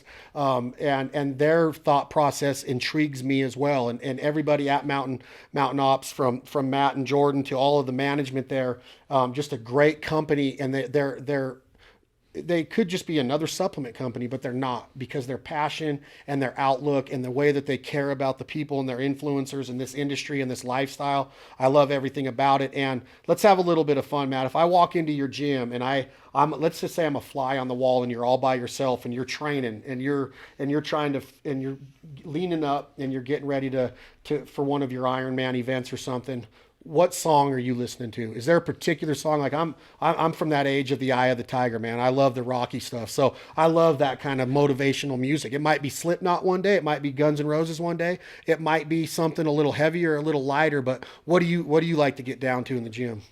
Well, I'm not just saying this. You took the words out of my mouth. Eye of the Tiger has always been kind of my song. I grew up a big Rocky fan. Sylvester Stallone was kind of my idol, and just believing, I think, in that whole Rocky story, that you can do anything. You can be that underdog and you can become the champion. And so Eye of the Tiger was what I always listened to before I raced. And if I really want to get totally jacked up, I'm going to blast that Eye of the Tiger, maybe Let the Bodies Hit the Floor. That's a good one. I like to get that one going. And, ultimately, I definitely think that any songs that are from the 80s are going to get me going. I love the 80s. I love 80s music. I don't care how corny it is. It just brings back the memories. And so I'm an 80s guy. Because girls just want to have fun.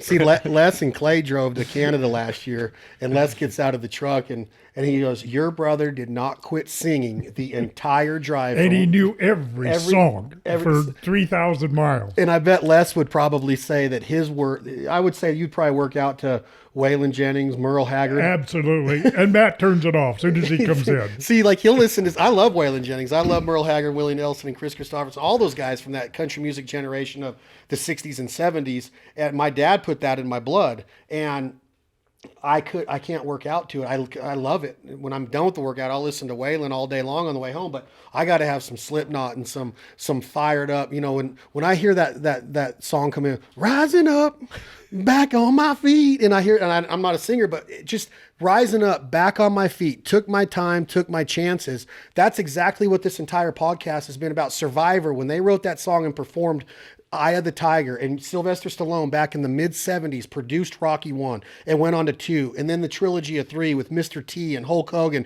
and then 4 with Dolph Lundgren and going to Russia. Remember when he was carrying the logs in the snow?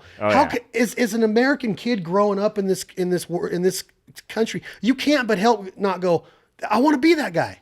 And that's what the Eye of the Tiger means to me, is that it's not about being a world champion boxer, just being a better version of myself. I got the Eye of the Tiger. And if you look around here, if you look on that table behind you, Matt, there's 2 tigers sitting there. If you go in my house, I got stuffed animals of tigers. If you go in my shop right here, you'll see Rocky posters.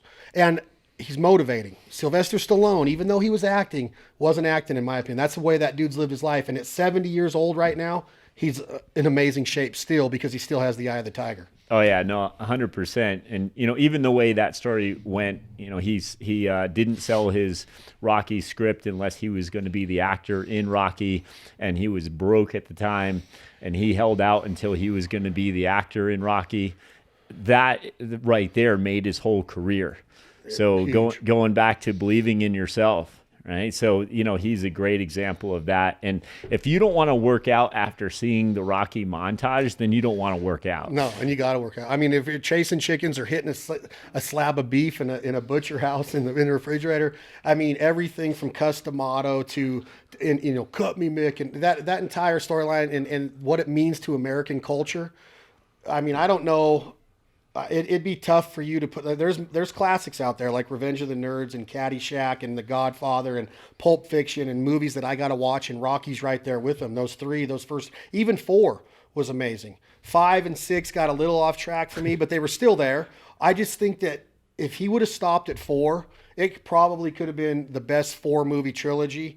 The first 3 aren't going to beat the Godfather trilogy, but he would have had the best quadruple in the world of movies, in my opinion. He would have smoked Police Academy. He would have smoked, but he went on to 5 and 6 and whatever. But I mean, just listening to that song and those words, we need to listen to it on the workout on Monday. Is Eye of the Tiger. And guys, does that mean Willie's not going to be playing? Yeah, Willie's probably on the road again. This life ain't for everybody. It's a podcast of all the different walks of life coming together and showing that we can become better versions of ourselves, that our communities, our households, our duck camps, our workplaces, we're made up of so many different walks of life, so many different beliefs, so many different patterns, so many different thought processes, so many different passions. Think about it for a minute, that we're not, just because you do something one way isn't the right way. Learn from others, be a sponge from others, and better yourself. Become somebody that is going to be somebody like Matt Pendola is, that builds character into somebody, builds willingness into somebody, builds drive, determination, and work ethic. So Matt, you're my boy. I appreciate you being here. I love your wife, Erin. I love you. I love Mia. I love what you do for our athletes, what you do for our class of the aging athlete. Les, we need to change the name of that in a hurry. Les, already know what I think of you. You're invited to dinner at our pad anytime on our hunting trips at Hunt Camp. Matt's always invited. This life ain't for everybody, guys. I hope this podcast is for you. Matt, do you have anything to say closing out? I guess I would say that you never, ever get to the top or get to your goals without help. And the fact that Les is here today is a real honor for me, because I never, ever would have made it to the level I'm at without his help. I can honestly say that I have an extraordinary life, and I'm very, very fortunate, but I would not be here without Les. And that's the honest truth. There was a long time ago when I was really struggling trying to get my business going, and I was hurting. I mean, I was living out of my gym. I wasn't making the rent. I was doing everything I could, but I was really struggling.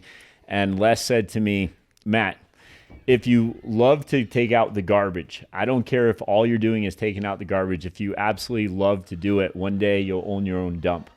And he just supported me every step of the way. And, eventually I found success. And what I was doing allowed me to grow and allowed me to build my life, and it allowed me to have everything that I have now, which is more than I could ever ask for, from my beautiful family to my business and everything that has provided for me and for my family. And I am forever in debt to Les for that. So it's a true honor to have Les with us today. And I just thank you for everything you've done, buddy. And that's pretty cool right there. And I'll let Les talk, and he wasn't even, when we started talking about you coming on This Life Ain't for Everybody, Matt, he wasn't supposed to be here. He's always welcome here, but now that he sat in, it just makes sense. So Les, obviously you just heard those words. That's got to mean a lot, because being the man that you were, and I say this a lot, is that Matt very easily could have told you to take a hike that day when you told him about taking out the trash and owning your own dump. But when we're getting back to what I said before, if you're a sponge and you listen and you care and you're passionate and you take chances and risks, doors open. And that opened a door for you. And it continues to open doors for us. Here we are now, 17 years later, and we're still talking about other things to do together, other hunts to go on, other meals to plan, other vacations to go on as families. It opens doors. So don't be afraid to take a chance, take a risk. And that's what you did when Les told you that. And 17 years later, you have the most successful personal training business in Northern Nevada. I'm not talking about revenue because I don't know your revenue. I know it's good. And I'm talking about the mindset that people bring out of that garage every day. Les, you have anything in closing? Well, I appreciate what Matt had to say, and I was fortunate enough to be at his wedding and watch him grow, and he's a nice young man. And one of the reasons I started trying to help Matt the best I could, as I could see something in him. He had such tremendous dedication to what he was doing. To me, there was no way he was going to fail at it. He was 100% into his training. Being monetarily successful was not his driving force. Being good at what he wanted to do was the reason he became so successful. And like anything else, you got to have the love and the desire for your occupation or your goal to be good at it. And like he said in the beginning, and we'll end it like that, as Matt said in the very beginning of this podcast today, is that he hasn't been to a day of work in 17 years. And when you can get to that point in life, it doesn't matter what your bank account says. And obviously the harder you work, that bank account's going to be better. But he's rich in a lot of ways. And I see it every day, getting to work with his wife, having his daughter in the gym, having friends around him at all times. So not going to work in 17 years sounds kind of like, well, you're late. No, that ain't what it means with Matt Pendola. Pendola Fitness has been a huge part of my life, my outlook. I appreciate it, guys. This has been an awesome, I think we're over 2 hours. Hopefully people don't turn it off in 5 minutes, and they can take, if it's just one thing they take out of this, we did our job for the day. But I'd reach across the table and hug both of you if I could without knocking all these microphones over. I'm motivated right now. Let's maybe go outside, have a little bit of a bear crawl session across my yard or something. Guys, I appreciate it. I'll see you in the gym. Matt Pendola, Les Naisbitt. This life ain't for everybody. Thank you to all of our partners. Mountain Ops was responsible for this podcast today. Look forward to future podcasts with you guys and ladies. Thank you for listening.